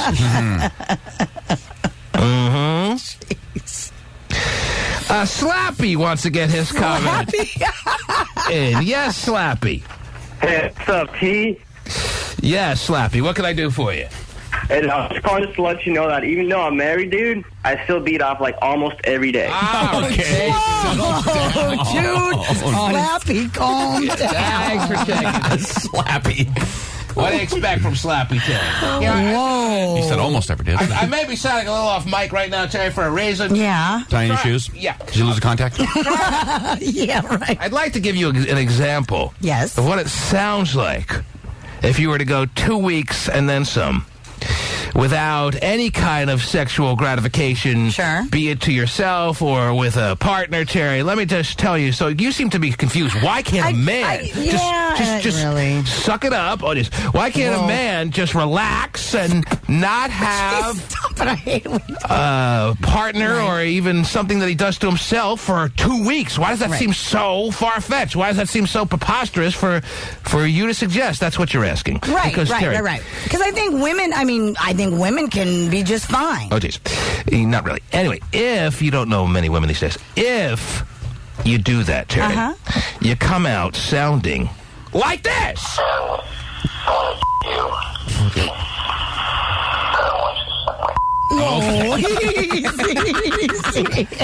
There's a guy right there. That's how off the deep end you go, Terry. Are you understanding now? Oh, my goodness. Does it make any sense? So what do you want, Terry? Roaming the streets. What do you want roaming the streets? A couple of guys? Not just roaming the street. He's on television. What do you want roaming the streets? You want guys that, when they feel the need, will pleasure themselves? Or you want guys who hold out and then snap and turn into this? Whoa. But this guy is probably doing both, and he's still all creepy like that. Okay, yeah, I think it's point. And ladies and gentlemen, It's funny every time. It's like it hasn't lost any funniness for me at all. I'm waiting for it to get old and stupid. And you're right. He is the guy who leaves the message, and he's peering over the little top to see if you're going to wave at him. Right. Of your cubicle. I don't know what you're talking about anymore. Anyway. Oh, wave to me. Whisper yes when you walk by. Got it. Gosh. So if I were to get some callers on to see what the listeners feel as far as the offering you've made. Ladies and gentlemen, you heard it. Terry Free has said that she's shocked that half the men, it's not half, it's way more than that. Of course. Well, this one just says about half. As long as it's not one of the bottom basement, like, no frills, 50-inch flat screens. Just pick one, like Toshiba or Sharp or something. As long as it's a brand name. Yeah, not Sony IE. Yeah, as long as it's like... it's not Sony spelled with the IE instead of the Y. It's not a knockoff flat screen. As long as it's a brand name or it's something, just some name that you've heard of. Guys would do it. Well, just to let you know, only 33% of women would. Oh, they surveyed women, too? Yes. 33% of women would give up sex with men for 6 months for a free flat screen. And you think this lends credence to the thought that women are more civilized? Well, I think, I think it makes men more civilized. They could give up sex. Women can't give up sex, it sounds like. What's it sounds like to me? Well, I don't think women care about TV that much. Right. My wife had a 19-inch TV with basic cable when I met her. Watched it for 20 minutes a day. Come on, now that I don't believe. 19-inch TV, she didn't care. So your wife saw like an 8-track or something in her car. Cassette. Dirty D is on the air. Yes, sir. What can I do for you? Yeah, I could go a year. A year? Without touching myself. Without you? And, wait. And I'm married. You could go a year without sex with your wife or anyone else or yourself, for that matter. You could go a year without any kind of release, is what you're saying. It's give me a wee and a plasma. Throw in the wee and he's good. See? He's going to need to take a lot of wees. Yeah. There's going to be a lot of weird-looking wees, Terry. If he goes a year without any kind of release, that'll be about maybe 60% urine. I don't know what the rest is going to be. But how do you go even a week without a release? And I've been on your guys' show before. I just wanted to say you guys rock. Dirty D from the stack. You're going to be a serial killer. You go 2 weeks without a release. That's the one guy that has never done it was Ted Kaczynski, and Jeffrey Dahmer was the other. I could go a year. You could go a year without any kind of sexual release, is what you're telling me, Dirty D. Yeah. You better change your name, first of all. Yeah, he's so dirty, right? Second of all, I mean, is he an adult male, Terry? Am I talking to a 6-year-old here or what? Sounds like he's an adult male. Turning 25 on Valentine's Day. Oh, well, happy birthday. All right, man. If you say so. I don't know. You could do 2 weeks. You could rip off 2 weeks. I could probably, if I had to, do 2 weeks. I could. It would hurt. It would hurt. It would pain you. Well, you couldn't. I mean, you probably shouldn't be watching all your typical videos if you can't do it. I would have to completely. I don't know how I could do that. I don't know how I could change my lifestyle like that. And I don't know how I could do it physically. Mentally is going to be torture. But even physically, I'm going to feel weird. I'm going to feel backed up. I'm going to feel all kinds of sensations that are going to be uncomfortable. Yeah. No sexual release whatsoever for 2 weeks. Right. And, yeah. It's impossible. It's like laughable. I'm going to try. I'm going to start today. I'm out. And I'm telling you. Well, you want to be done with everything I'm at done. 40. I'm done at 40. I told you. Now, the thing is, I would love to make bets with people on this. Right. But there's no way to really try. You have to go on the honor system, and that is just not unacceptable to me. Because people will lie, and people will do whatever they... I would offer someone $5,000 to go a year without any kind of sexual release, but you would never know. Right. So it's an undoable wager. And I'm telling you, by the third week, inside that third week, I'd start having middle-of-the-night situations. Where in my sleep, I'd wake up and I'd be like, oh! Oh, no. Oh! Really? And I can't believe I was dreaming about her, of all people. Oh, nasty. Wow. All right, let me tiptoe into the closet. Honey, what are you doing up? Oh, the bed sheet stuck to me. Dang it. Pull my wife onto the floor. Whoops. Well, since she's there, might as well make the trip worth her while. Here I come. Come on. Oh, my goodness. No normal, healthy adult male can go over 2 weeks without a sexual release of some kind. Come on. I think after a week, you're done. I mean, after a week, you've cleared the hurdle. Then you're just out. No, that's smoking. Really? That's other things. That's quitting other things. But like Hot Shot said, you would definitely have to stop viewing your torture other yourself stuff. with porn if you're trying to not do that. You have to find other stuff to do. Doesn't matter. Even if you cut that other part out. Even if I cut that out, I'm still having major problems. Really? And you think I'm in a bad mood when I come to work on a typical day, Terry. Okay, keep doing it. Keep doing it. Okay, thanks. If you insist. Not now. Not now? Oh, okay. At home. Does insist, yes. Yeah, turn on Terry Cam now. I want to see it come out your ears, though, like you said earlier. It would. Then Terry would sit on your ear trying to make a baby. Oh my gosh, it worked.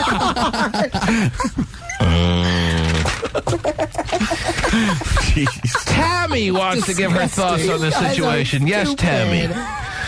Yes, Tammy. Tammy, are you there? Hi, Tammy. How's it going? Pretty good. How are you? Good. What can I do for you? Well,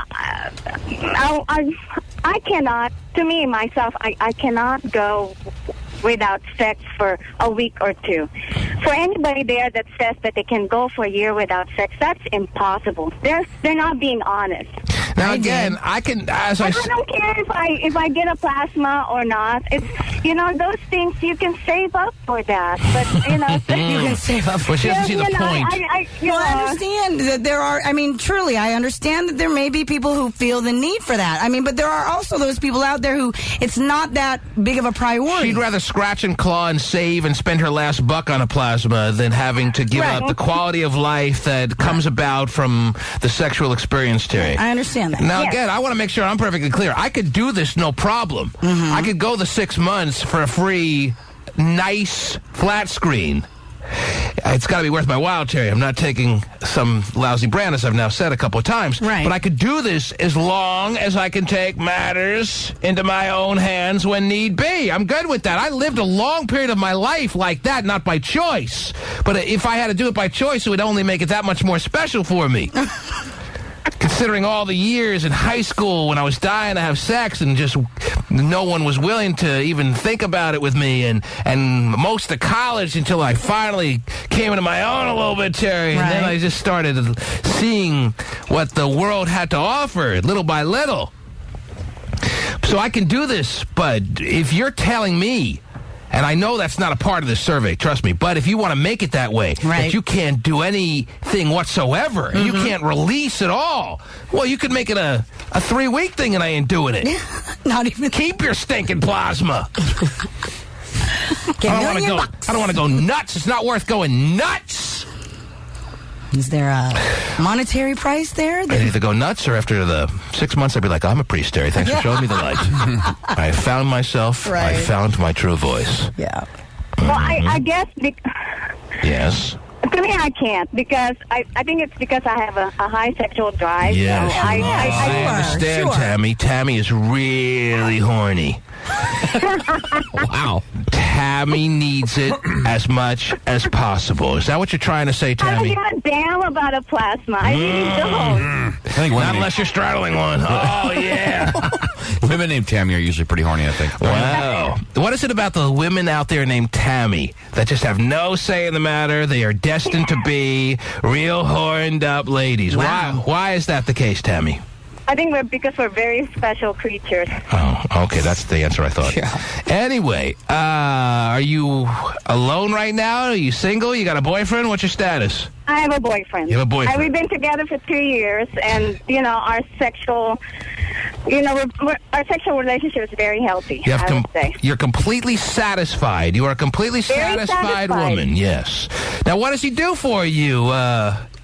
That just makes you feel like you get everything a woman could ever need from him and don't need to look elsewhere, not even a moment of wandering even in your mind. What does he do? Well, because I'm not, because we're very much in love with each other. Oh. And we're very sexually compatible. Mm-hmm.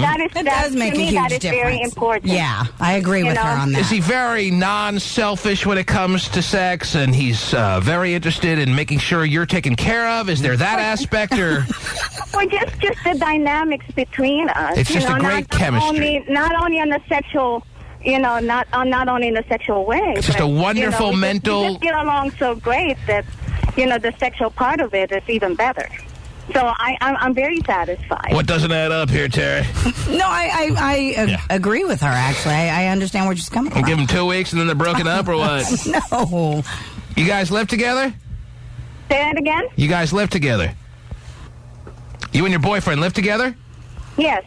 Mm-hmm. All right. Well, good for you. Take care. Okay, thanks. Thanks for sharing.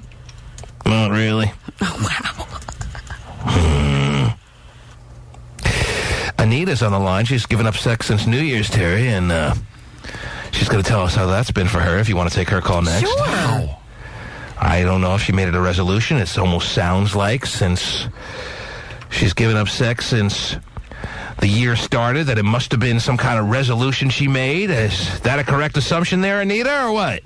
Hi, how are you guys? Hello, Anita. Yes. I understand so far, calendar year 2008, you are sex-free. Yes.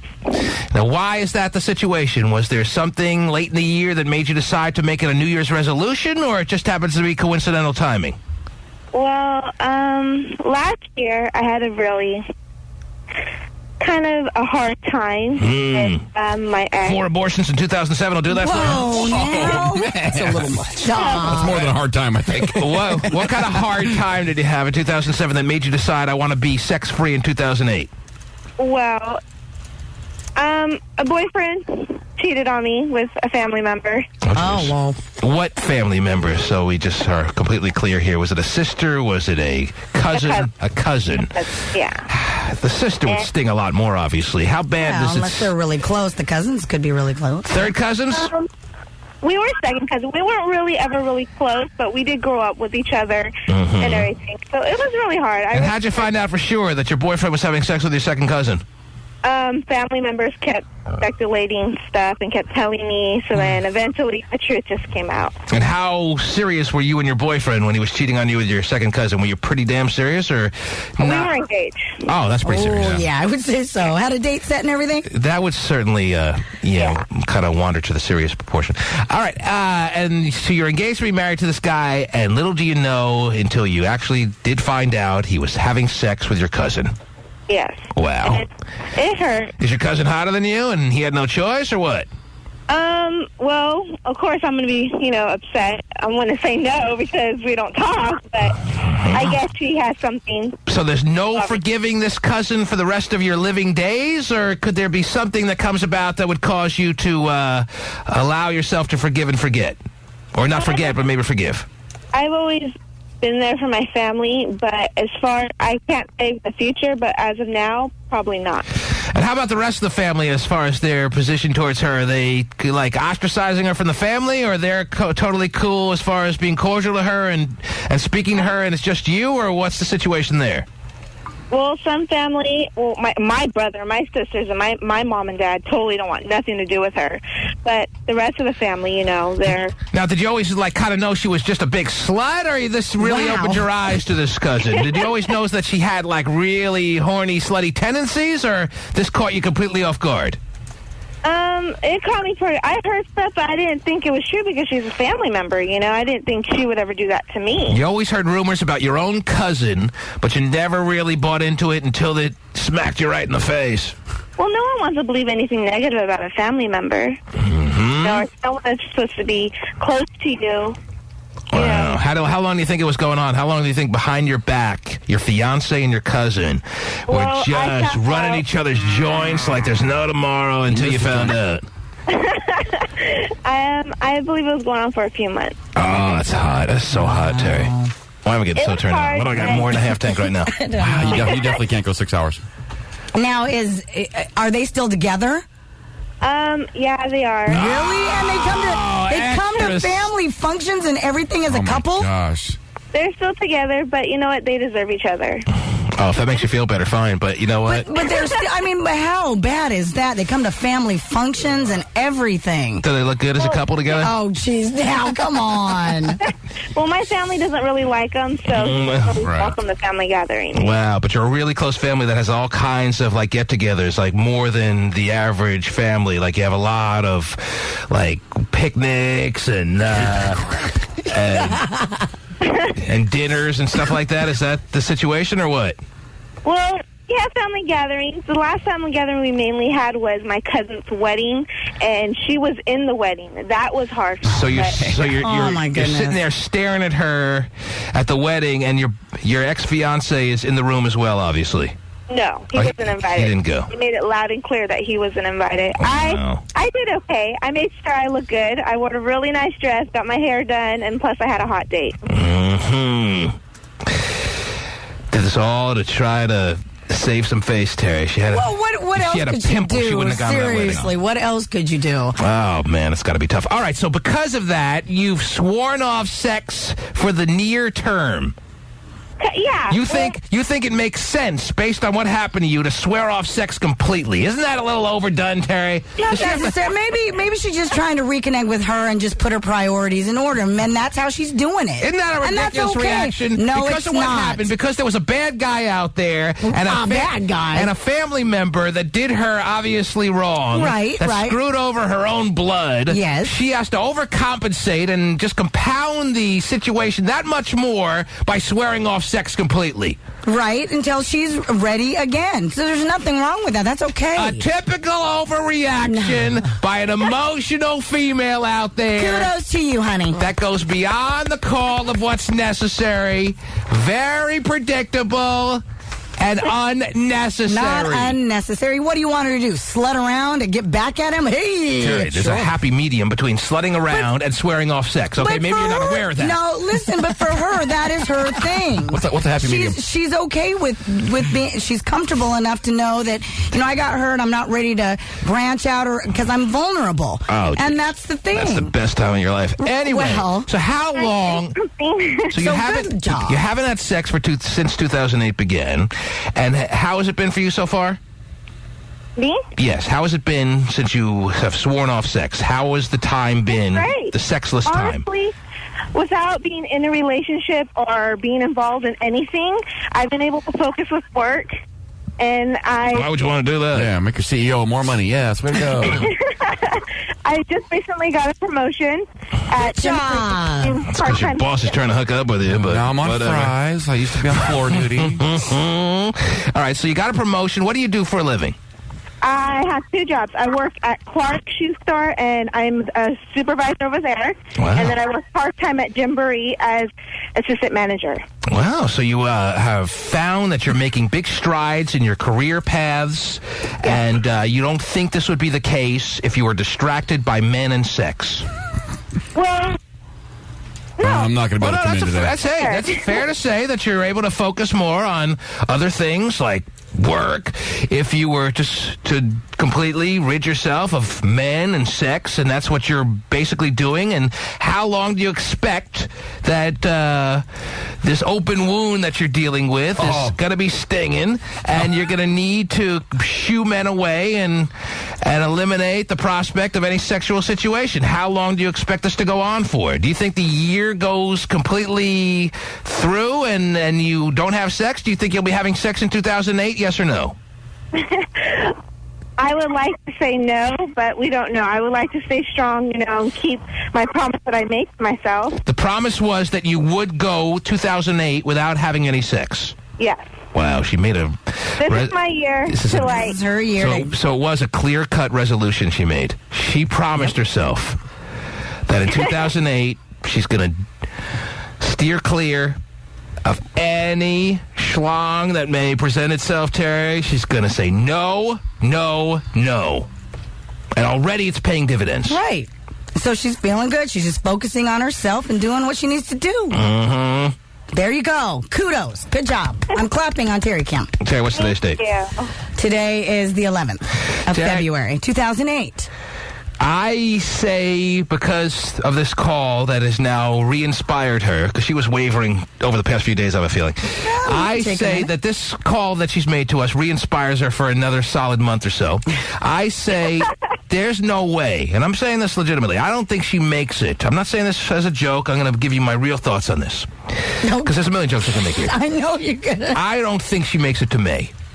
Wow. You don't think she makes it till May? And that's being really generous here. A little March Madness in our nether regions. Is that what you're hoping for? Oh, jam it home, baby. Oh, she'll show you the dark horse. That's right. Now, listen. And I don't think there's anything wrong with that, Anita. I think you owed it to yourself to cleanse your your mind, body, and soul based on what happened. What happened to you was pretty traumatic, and I think you know that better than anyone. So there's something to be said about what you decided to do here. And I'm not saying your decision was all wrong, but to take it to an extreme, like going the entire year that's still got the vast majority left, is doing yourself a disservice, because you may be shooing away guys that could be real, true, solid, knights in shining armor type guys, and that's not right. All right? So end this little silly idea of, I won't have sex no matter what happens for 2008. Doesn't mean she won't date somebody. Allow yourself to be a little vulnerable, even though you got hit in the gut about as hard as one could get hit. And just, please, don't compound a bad situation by making it a little bit worse. All right? Okay. Anita, you sound like a very smart young lady, and I know you went through a tough time, but don't overdo it. All right? I'm not going to overdo it. I'm doing this for myself. This is something I want to do. Good, and you should. She just wants to tell people she did it. No, but that's great, though. And if it's benefiting her, then it's benefiting her. No, she doesn't sound like that. That's what she wants to be able to. She wants to be able to hang that over people's heads. All right, I went a then. whole year, all you slut girls. That's what she wants to do, Terry. That's all right. Let her do it then. Mm-hmm.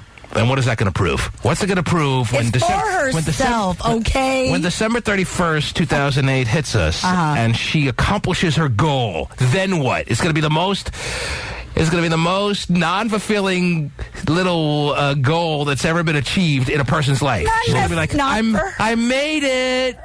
Yeah, there goes a tumbleweed. And there's a cricket on it. Mm-hmm. Pretty anticlimactic, I would imagine. Big frickin' whoop. What have you proved? Nothing. That you're an idiot. Oh, wow.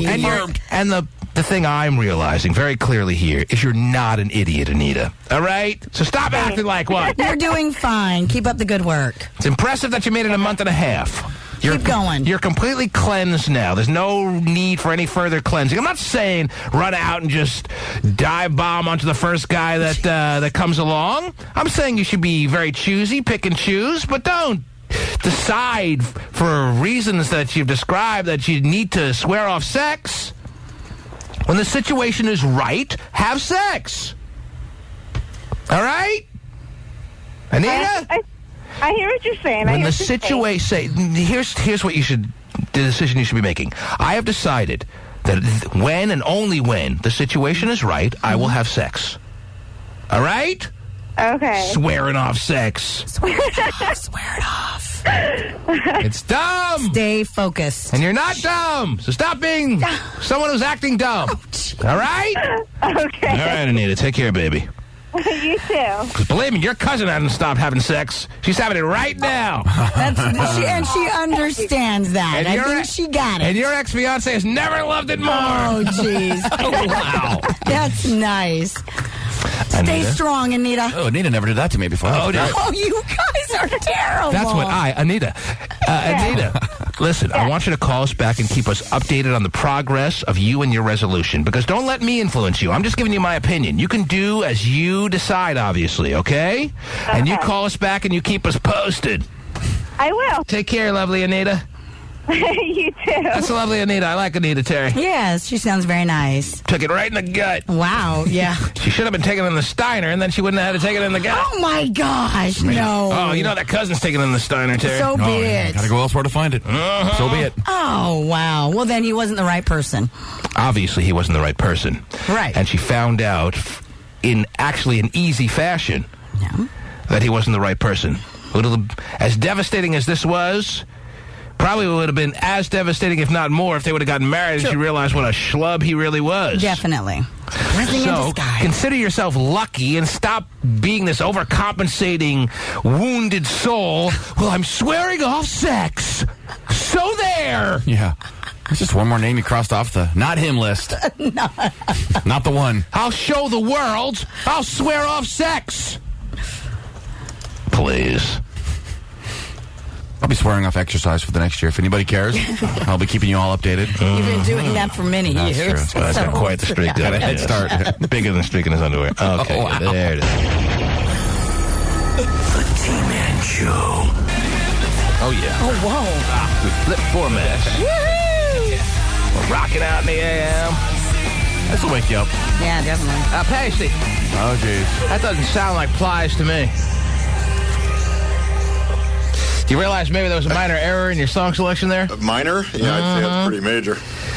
That was, we... I can see how it could happen because the song title is exactly the same. They're both entitled Hypnotized, Terry, and one is by an artist known as Plies, which is really the one he was looking to play, I imagine. And the other one was by an artist known as Pillar, Terry. Ah.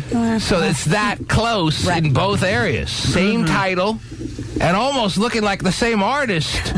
And Pasty just punched it up in the computer, and it didn't sound exactly the same as it would have if you played Plies, Terry. But you know what? It's not shocking. They both have P-I-L-E in their name. It's not a surprise. Either that or Pasty's trying to change the format. But that's all right. He's trying to get us all fired, I think, is what he's doing. I don't appreciate it. It's all his fault. Yeah. All right, then. It's not that hard to put the right song in there, is it? Yeah, if you're actually paying attention to what you're doing. Whoa. That's all right. We're good. Breathing has never been heavier. If you're trying to get a rise out of it. Oh, jeez. It sounds like we just did. That's all right. No, I think there should be more moments like that. Anyway. I love it. That was great. Yeah. Rock it out. Let's do it. T-Rock. A lot of the stations in the T-Man in the Morning Show network, Terry, probably playing that cut anyway. Loving it. There you go. We're all good. I wouldn't call it hip-hop, however. No. Those guys are going to kick ass live this summer. I can't wait. Oh, wow. Terry, a lot of people are lining up wanting to talk about the hypothetical you threw out there. Now, why do they run around asking people these hypothetical questions to make up a meaningless survey? Why do they do stuff like that? Are people so bored? Maybe so. I don't know. But the question was, would you give up sex for 6 months?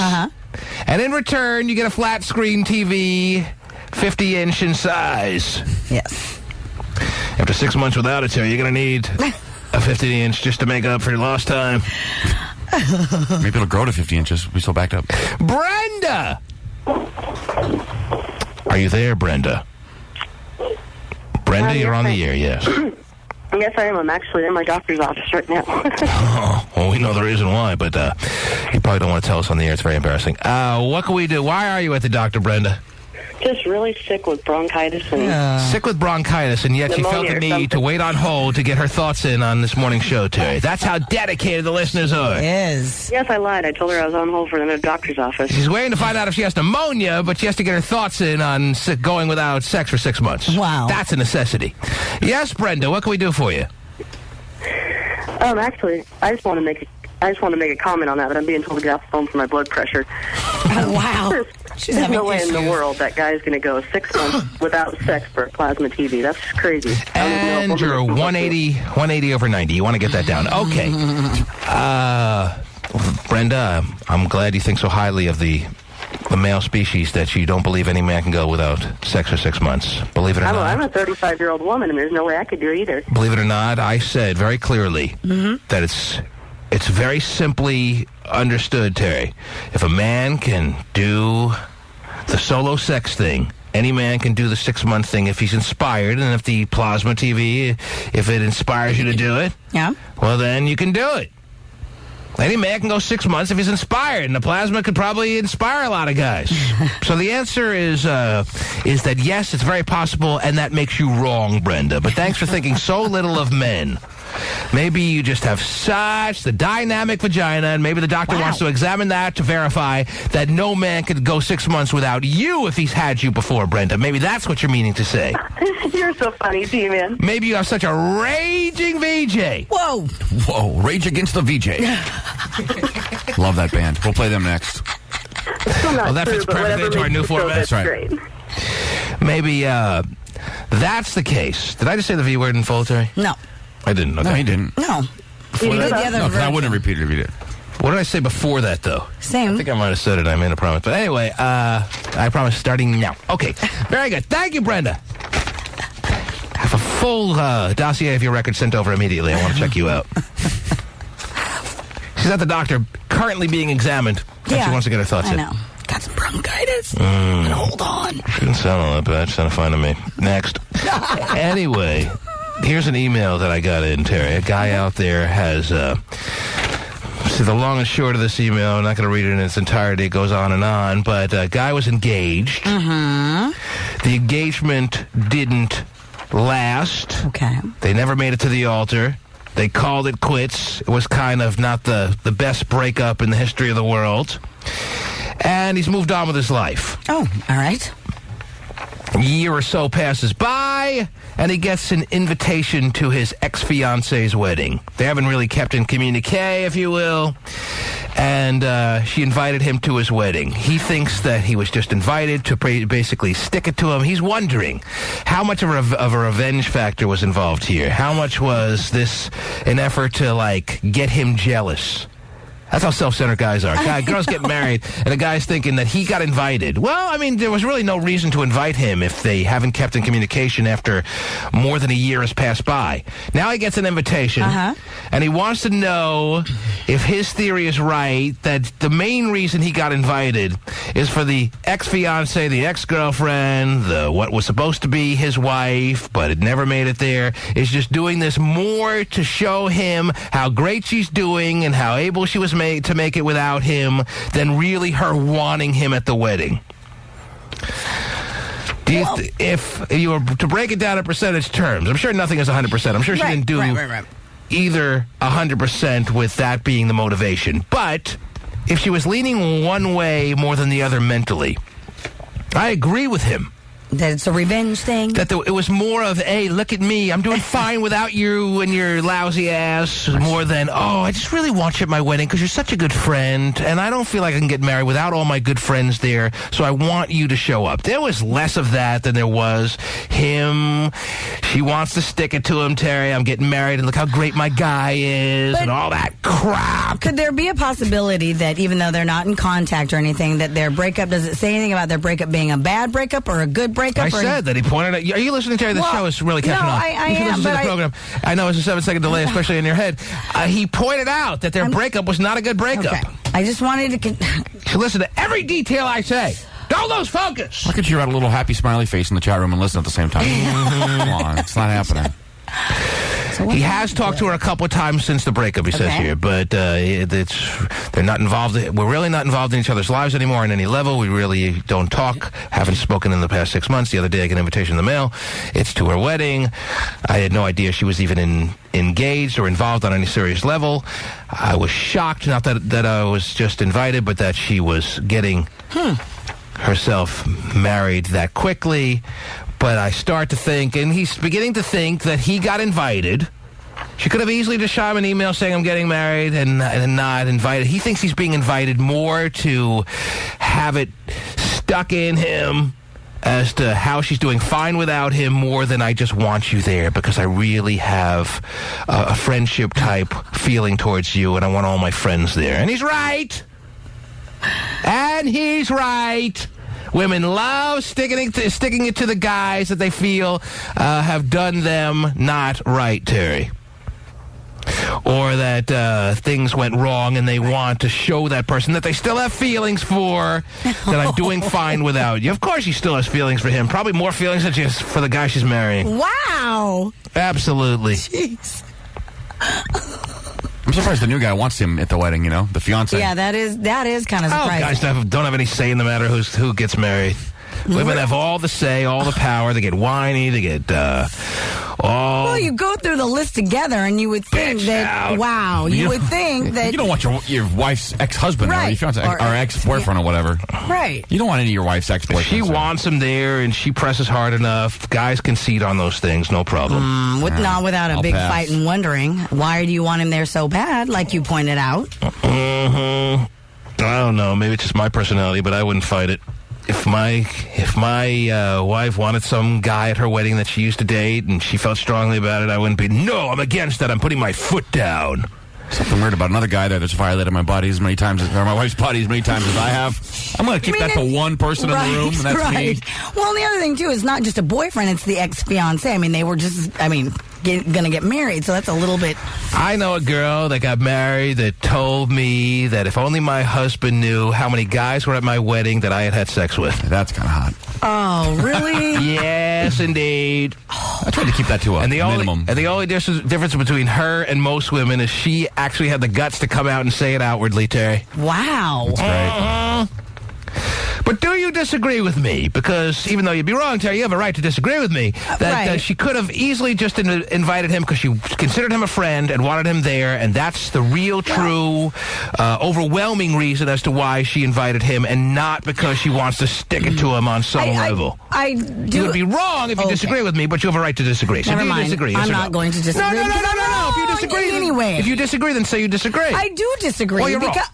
Are you going to? Thanks for playing. Would you stop that? Go ahead. Well, the thing is that I think that, yes, she is showing him, that she's fine, but I think it's more of a positive thing than a negative. Not a revenge thing. I think it's like, you know what?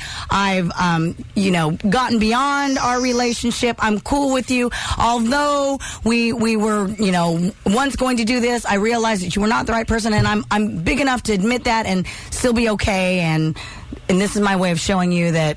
Are you done? Yeah. So what you're trying to say is she's trying to stick it to him. No, I'm not. You're saying it in a negative, in a revenge thing. I just think it's not a revenge thing. I think it's yes, I'm over you, and I'm sure she doesn't see it. I'm sure she doesn't categorize it as a revenge thing either. But it is a revenge thing.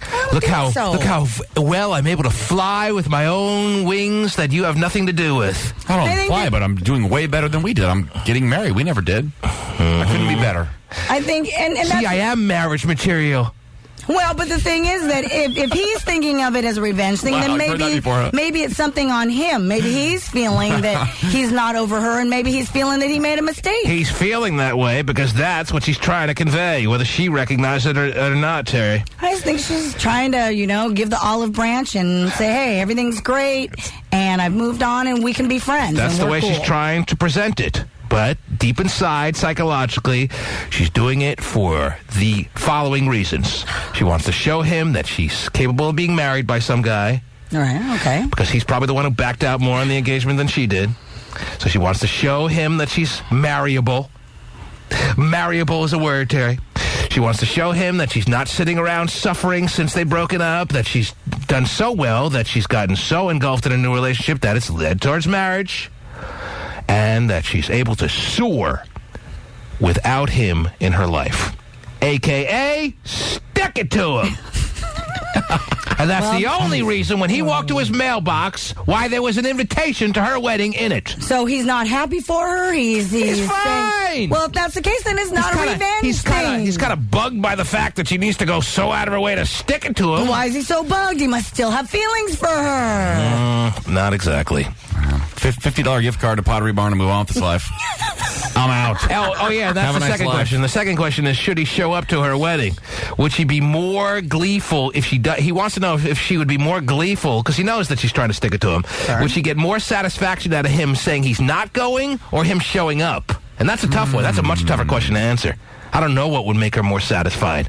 Who knows the way the complicated stick-it-to-him female mind works. Wow. But I'm up against a hard break, so we'll discuss that perhaps. That's quite a tease. You must have gone to radio school. We return right after these words. The T-Man Show. So the question is... We're still questioning. Terry, did you turn? I just noticed that you're turning Terry Cam back on you right now. Did you turn it away from you during the break because you were doing some during break eating? No, because I don't hide that at all. Really? What were you taking to the face there? What'd you just finish off real quick? Off my little Slim Fast Optima Chewy granola bar. Ah, she's got dieting on her mind. She's got the Slim Fast thoughts in her head, and she's keeping her Filipina little exterior with... the best that I can, trying. I think you turned your Terry Cam away during the break. And you're still kind of chewing, so people who might have missed out on the real brunt of the chewing is still getting a little glimpse of it if you're focused right now on Terry Free on Terry Cam. I am. She took a granola bar to the face, and she doesn't like to have people watch her eat, so she turned Terry Cam away from her. Isn't that something? Well, most people don't dunk granola bars in peanut butter, so it's a little it's unusual for people to see that. People, I swear, are always asking, where's the peanut butter? Oh, so you're making it like we're building up some kind of situation that doesn't exist. Is that right? Well, yeah, because I know there is peanut butter here, yes, but do I dunk? No. All right, well then show people. People have been requesting and asking for your peanut butter. Show people the peanut butter. She's got 2 jugs? Well, that's because Vinnie bought one. Ladies and gentlemen, put on Terry Cam right now. If you think it's a myth, you think it's some trumped-up allegation, if you think it's not true, the Terry Free comes in with her big tubs of peanut butter, there's 2 for you to be perusing right there. 2 for the price of Who the hell one. brings in 2 jugs of peanut butter? It's not a jug. It's a chug. What do you call it? It's a little, little. She calls it little. 18 ounces of Jif peanut That's butter. it. It's little, she says. Reduced fat, see? Oh, look. Stick One of your them fingers is. in there and come on, just a big glob of it for I the want to camera. see how much is in it. Here, people. Wow. Just gonna put her freshly manicured fingers in there. Oh, wow. that much That taken makes out. a lot. Okay, makes a lot to everyone. Okay. Yeah, the reduced fat one is full. The Oh, don't even. fattening one is all Full cleaned fat, out. going fast, my friends. Oh, jeez. Why 2 jugs? I'm telling you, this one, the fat-free one I brought in. It's not reduced fat-free, fat. Okay, yes. the reduced fat. Well, nothing. Right. The reduced fat I brought in myself, and then Vinnie thought he'd be funny and bought me some. Uh-huh. Oh, he's a so real hilarious. novelty Yeah. gagger. Hilarious every time. Okay. It's like the rubber Pooh. Just as funny. What a gag. So there you go. All right. Yeah. There you go. Oh, there's your. Oh, Gay has Skippy. How does Skippy look? Yeah, tell him I said I. The poor Skippy. Trapped again. Skippy a white guy or a black guy? Jeez. Mm-hmm. Is it crunchy or smooth and creamy? You don't want to It's know. both. Whatever. Trinity's laughing her butt. That is gay. Who's calling on our hotline? Is that gay? VJ Dave. Gay, is this you? It's one hefty barrel of a peanut butter, baby. I'm looking at it, and not goddamn, an Asian pussy bitch like Okay, you know what? It Keep is. it clean. dude. Keep it clean. It's a family show, John. Just because you're 16 Keystone I Lights know into it's the a family morning. show, but I still can pack it in, honey. Okay, now, does it bother you I'm that... packing it in, taking it in. All right, thanks for checking in. Never mind. Never mind. The question I was leaving you with before the last break, before you took the... Now you've been newly nourished, so you probably Yes. have more of a capacity to think now that you're not hungry anymore, Terry. Or you're still starving, probably. Anyway, the guy who got invited to the wedding... Okay. And he feels, and he's probably right, that he got invited strictly or mainly because she wants to stick it to him. He wants to do his best to not give her the satisfaction. Does it give her more satisfaction to him to respond to the invitation to her wedding by saying, "I'm sorry I can't be there"? Or does it give her more satisfaction for him showing up? Even if he tries to show up with some hot-ass date that he convinced, coerced, threatened, or paid to go with him, Terry. Right. He wants to give her as little satisfaction as possible. Well, I think she's probably satisfied. She works it through her mind that she's satisfied either way. If he responds by saying, "I can't be there," she's like, see, he doesn't want to see how good I'm doing. It's bothering him. He knows he can't see me because he still has feelings. All those ridiculous thoughts start racing through her head. Girls have lots of ridiculous thoughts, I think. Of course they do. That goes without saying. Or does it stick it to her less by him showing up? I think it and would be acting like less. a good sport I and think being like, "Oh, I'm really happy for you. This is great. You know, this is wonderful. I knew things would turn out well post our breakup." I think that would give her less satisfaction. I think in the long run, it gives her less satisfaction. In the short term, she's going to convince herself that he couldn't be there because he couldn't stand to see her with a guy and all happy, blah, blah, blah. But in the long run, it gives her less satisfaction to not show up, believe it or not. That's what I think. Really? I think it's initially going to give her a moment of, like, false glee, but then over time she'll be like, "Why didn't he show up? I really miss him, and I'm on the honeymoon with this hairy bastard." I'm showing up with a hooker and I'm having 35 drinks on her. 35 drinks on her is, of course, quite the inspiration for going, but then all of a sudden you show up and it's cash bar and a cash dance for a girl that used to bang for free. Wow. Yeah, that's true. I got to pay this bunt $20 to kiss her, to dance with her, whatever. You know what she used to do to me? For free. Whoa. Man, yeah. So if you're really truly, Mr. Letter Writer, if you're really truly trying to give her as little satisfaction as possible. I say, this is the T-Man advice. It's not a rule? It's not a rule, Terry. It's not a standard rule. I mean, it's just too specific a situation to be a general rule. I say, by replying that you're not showing up, in the long run, it's going to sting that much more. I don't think most people would agree with that. Probably right. But I am always the road less traveled. Just because I think she, in the back of her mind, she's almost thinking that he won't because of their breakup and so on and so forth. And even though, granted, I think she is trying to make peace. You don't, but I think that him showing up is definitely not what she's expecting. JJ in Renton thinks he has the solution. JJ, are you there, sir? JJ, what's the solution? I say you go there, take a hot-ass chick, have a couple free drinks on her, and then make the play like you can't live without her and just totally destroy her wedding. Oh, no. She invited you to try to get back at you. Well, flip the tables on her. Well, JJ certainly found a way to embarrass himself as greatly as possible. Yeah. So hit on her in front of other people and really look pathetic. I mean, that's a tough situation to navigate. You're going to probably come off looking really stupid and pathetic. That's what JJ is setting himself up for there. Right. Maybe the speak now or forever hold your peace routine. He jumps up and says, I love this woman. She used to create my nutsack like no one else. Whoa. With no hands. I can't hear. I can't hear what I just said. Gosh, what are you, Pat O'Brien? But that's what he should say when he stands up when anyone asks if they object. When they ask if anyone objects to this wedding, he should describe what you used to do to him that I just said and can't hear. Okay. I like your idea, though. Is that a fresh new sandwich there for me? It was, yeah. Ooh, tasty. All right. Fresh that you can talk about. Can I eat it now? Go ahead, that's right. Throw it on over. Really? You're going to eat it like right now? I'm really hungry, Terry. Oh, okay. A few minutes till the dump comes back up. Yeah, I got to wait for the...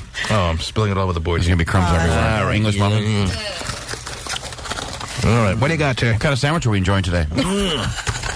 A tasty egg and bacon. All right. An English muffin. I got a story about a 21-year-old gentleman who has been convicted of sending a photograph of his male organ to an unknown woman via mobile phone. Why would he send it to an unknown woman? Well, because he just dialed a number. Random number. As you can tell, I just swallowed. Yeah. He was fined $220 for distributing pornographic material. Mm-hmm. Yes. So, I guess that's a bad idea to do that. Take a picture of your... Well, I mean, there's so much spam out there.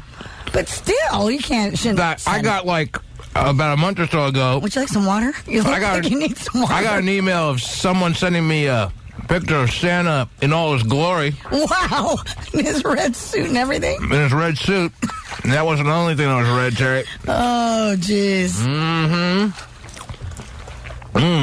That does look like a tasty sandwich. A gay phone operator would get a life sentence of sending pictures of your schlong to unannounced random people were a felony. He just looks so quick at the camera. Yeah, he always... Gay phone operator will be behind bars for the rest of time. You know how many disgusting pics that guy has of himself? If sending lewd photos to people that just didn't ask for it was a crime, he would be locked up for life. Yeah, I know. It took a long break. He's got one. Hey, He's got pictures of the front, pictures of the back. He's got it all, man. Got milk? Okay. Yeah. I could love some milk right now. Well, yeah. I won't eat any more. Straight from the tap. That'll be my last bite. I just couldn't make it to the break. Okay. Just couldn't do it. This is... Don't it sound hot when I eat, Terry? Come on. You do, and you even look hotter. Talking with your mouth full is my favorite part. Yeah, it is. Well, how do you want me to talk? I don't know. You want me to talk with my mouth closed? I was talking with my mouth closed. Let's see who else is waiting to talk here. Becky. Becky, you're on the air, Becky. Hi. How are you, T-Man? How are you, baby, in Concord this morning? I'm downstairs in my building right now. I kind of left my boyfriend upstairs to hear the radio. I'm going to put them all on blast and everything. You're in your apartment building? Yeah, and the garbage dumpster dude's right here right now. It's kind of noisy. I hope you can hear me. Yeah. Little trash collection Monday for you, baby? I have kids. I watch children during the week. So. My garbage day is Mondays. Wonderful. What a small world, huh? Right. What can I do for you, baby? Hey, I had a question on the whole, like, you know, not having any sex and stuff like that. Well, I've been with my boyfriend for 7 years, and he hasn't touched me in 8 months. And I used to party, okay? And that meant I was skinnier. Does he know that this is why you called? Does he know that you're I'm putting him all on blast right now. He's in my apartment listening to it. I blasted the radio and came downstairs. But he had no idea what you were going to talk about on the radio? Nope, he has no clue, but he's hearing it now.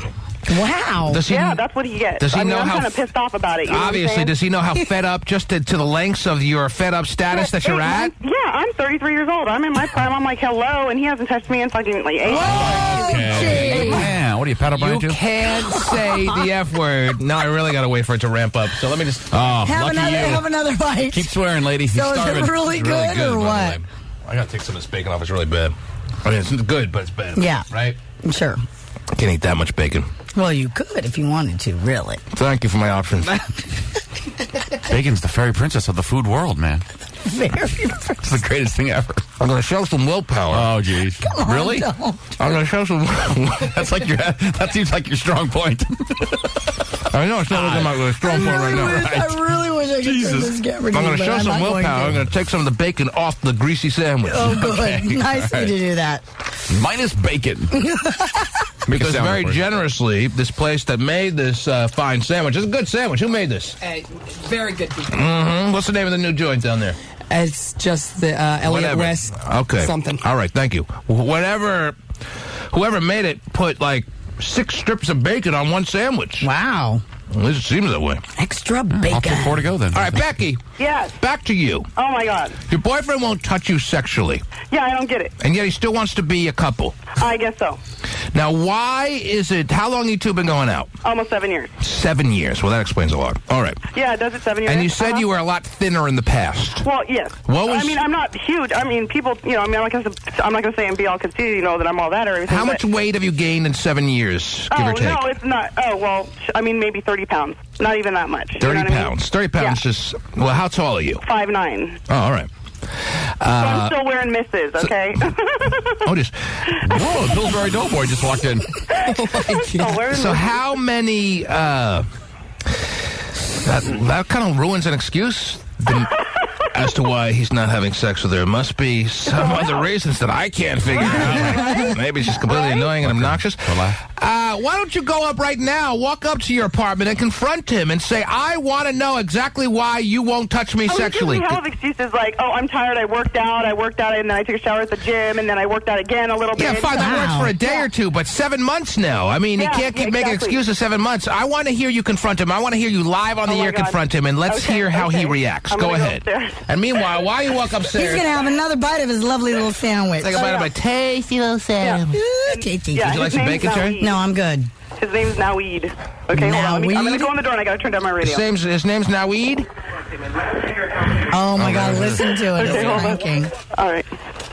He should be prepared. Gay would like some... He should be prepared for this if he's listening. Oh, my God. Okay, I know. I wonder. Gay wants some bacon. Hello? Gooey. What? I'm on a T-Man show, and I'm confronting you about why you haven't had any sexual relationship with me in 8 months almost. I'm live on the air. And I want to know why. They want to hear why, and they wanted me to confront you on the air. I can wait, though. I'm having a nice little breakfast now. I'm on a T-Man show. Just give me any kind of reason why you haven't, besides, like, Let me talk to you now. Give Naweed... not attractive or whatever. Give Gooey the phone. Give Gooey the phone. They want to talk to Gooey. Hold on. You're on the air. Hey, Gooey. T-Man. It's T-Man for Australia. Let's go. Gooey. It's T-Man. I thought it was... Something weed. Well, yeah, I think Gooey's a nickname. Oh. They're asking you a question. They're asking Hey, Gooey. why you haven't in 8 months been with me. Oh, jeez. Man. That's It's why. all clear now. Gooey? Uh-oh. Do we have her number? I think that's a grumpy Gooey. Gooey hung up the line and with one hand and is choking her with the I other. know. Do we have her number? Maybe we should try and call back. All right, Gooey has the right not to talk. Yeah, but he Gooey hung has up. He hung up. There you go. And it's really hard to put your finger on why Gooey might not want to have sex with that just unbelievable hot-sounding woman, Terry. Yeah. And if there was a chance of it happening this weekend, she just set herself back another 2 years. I don't think they accidentally got disconnected. Although I think their phone will probably be not usable for a little while. Yeah. Now that he's choking her with the cord, Terry. Time to buy a new football phone. Mm-hmm. You're thinking we should call back just to make sure they're okay? Yeah. I don't like tense situations. Terry, do you got a when number? Do you write down a number on caller ID or no? Terry doesn't like confrontations, especially in the privacy of someone's own apartment. Right. Well, the man and woman routine kind of scares me. Yeah, it does. It's really bothering me and scaring me so much. You gotta eat the rest I think I'll of take your another bite, Terry. Oh, welcome to my world. That's why I medicate too. Mm-hmm. I don't know why I got so damn hungry this morning. One of the main ways. I don't know why I'm acting like this. I don't know how to do this. If you like my breakfast sandwich, just say yes. Wow. Just give me a wink. Oh, yeah, wink. That's right. What was her name? Oh, she's Wait. Right? She's calling us back. Okay. Can you... Well on. How does she have the hotline number? She doesn't. Oh, wait. Yeah? Hey. Yeah. What's up? Nothing. He hung up on me. Wait, what happened? He hung up on you guys. Yeah, I was why? on the radio. I understand what we do here, yeah. Thanks for filling me in. That's what happened. Why did he hang up? He was just didn't want to talk about it? No, he said because of what I used to do, and now I'm all like clean and this and that and sober and whatever. Yes, like, I'm he all just clean and totally sober. called me a crackhead and fucking was like all. Okay. Yeah. girl, let her Say go. the F word. Deserve it. She is Dumb pretty. crackheads. He called her. Put the pipe down. She honey. said she's sober. She used to do a lot of the stuff that made her really skinny, if you know what I'm saying. Oh, and he called her a crackhead and hung up the phone. And I think that's probably the most accurate thing that's been said so far during this call. And there you got it. And all that's left are 4 strips of bacon. Wow. First caller. They already take claim to that. Oh, jeez. Oh, that's good. Are you happy now? Anthony! You're on the air. Can I get that one on space? Anthony! Oh, yeah. Hey, what's up, man? You've made it in, sir. I say about the bridal situation or going to the wedding or whatnot, I think you just go there by yourself, dressed all clean and sharp, and you bang out one of the bridesmaids. That's 3 bang outs, Terry. Wow. Mm-hmm. Well, that'd be nice in a perfect world to have the bridesmaids, who probably know the circumstances of your and hers breakup, to be so just blown away by how sharp and clean that you said the guy's going to look that they can't help but have sex with you right near the punch bowl. But it doesn't always work out as perfect scenario as you're describing. You know what I'm saying? Yeah, I mean, no, it might not work. The likelihood of a bridesmaid having sex with this man at this particular evening is probably minimal. Well, there's So it's a gonna be nice thought. There's going to be a lot of alcohol at the place, you know what I'm saying? I'm sure you could work some magic, just get the drunkest one. We can't all have the magic that Anthony has. Yeah. You know what I'm talking about, Anthony? Yeah. Well, all right. Get the drunkest, But this call and this idea of yours and the call that you made to the program has earned you 1 bacon strip. You can come down and claim it. All right. If you'd like, sir. All right? You've earned 1 piece of bacon. Oh. All right? Hang on the line. We'll make arrangements for you to get that. Here, Pasty. Wow. Put this down for Anthony. Man, Then I really want to eat this. Then eat it. Do it. It's yours. Go. It's not right, Terry. You've been eating right though lately. Come Can't on. be eating the swine. You can splurge. Yeah, it's one time. All right. All right, thank you. Tasting. A little tasty. Yeah. Can't be eating the swine, Terry. I know that, but still. Just one time. It's a devil's pawn. It is. Running around in the mud like that, and here I am taking it down. And I'm Satan's helper. All right, Anthony has a half a bacon strip. Oh, okay. Clay ate half of his. Yeah, but they don't go in the mud because they're dirty animals. They do it to cool off, right?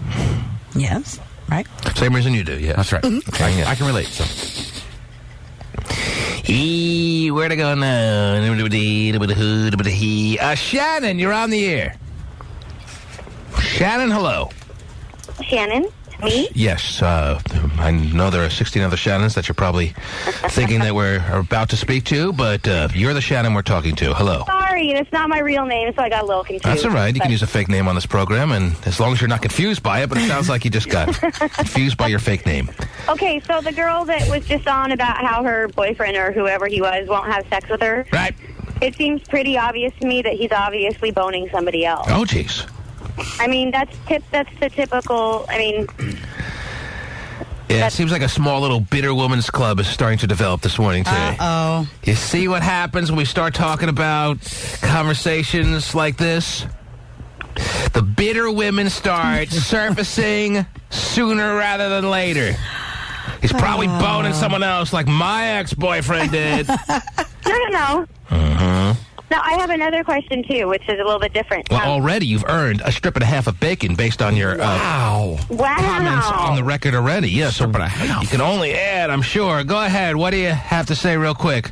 Okay, so my best friend is married, and she refuses to have sex with her husband. So you have to step in for her. Here I am. No. Oh, God, no. I like chocolate. She likes vanilla. There's no problems there. Wow. I don't think you're talking about ice cream for the first time in your life. But I'm always warning her that if she doesn't do something, that it's likely that he'll cheat, and she's convinced he won't. And I'm curious what your opinion is on that. And if only he were black, you would cheat with her man, or what? No, absolutely not. Well, whatever. What was your question? Vanilla. I know, I said if only. Jesus, never mind. Terry, follow the show. 7-second delay. Oh, it's kicking in now. What was your question again? I'm sorry. Okay, the question is, she's married, and she refuses to have sex with her husband. She doesn't want to have sex with him. Outright refusal. How long has this been going on? When was the last time you would think that they had had sex? They have we just talked about this over the weekend. It's been 3 months since they had sex, and it was 9 months before that. So, over the past year, they've had sex once. Correct. All right. And he's always going away on these political conventions for the weekend. And he doesn't seem like the type that would cheat. But, never do.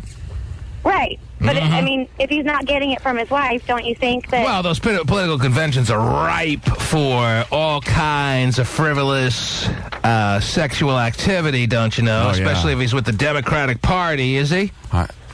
He is with the Democratic Party. Oh, you understand? Yes. I mean, they say Barack has a really big caucus. Pretty much everywhere he goes. A lot of people there. Yes.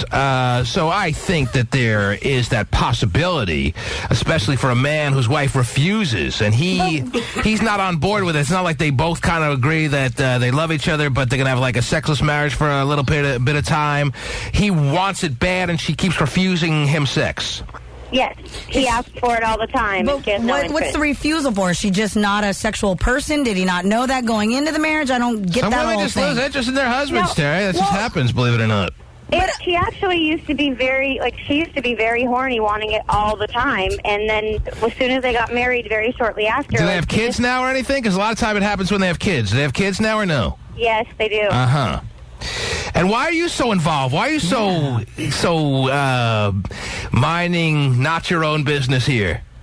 Oh, I'm just my best friend. I'm just curious. That's not why I called. You keep warning her. She knows a friend who's having marital problems, right? I don't know how to... I've kind of brought it up once in a very nonchalant way, but I don't want to bring it up again because it's not my business. But on the other hand... She's probably well aware. I don't think she needs you to tell her that if she stops having sex with her husband for as long as she has, that there's a likelihood, or at least a decent size possibility, that he may need to get it elsewhere. It's not like that's a foreign thought to her. She said, no way. The one time we talked about it, she goes, oh, there's no way. He would never cheat on me. She said, do you think he'd want to pay child support to me? And well, blah, blah, blah. She probably knows him better than you do.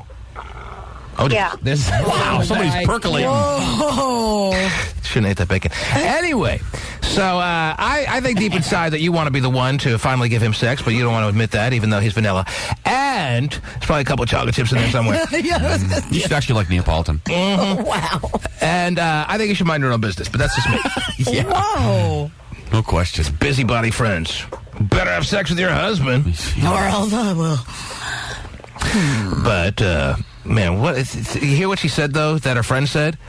Well, I'm not giving him sex, but if he has sex with somebody else, he'll have to pay me child support and alimony and all that crap. Does that seem fair? That's not fair. But I'm sure... not fair!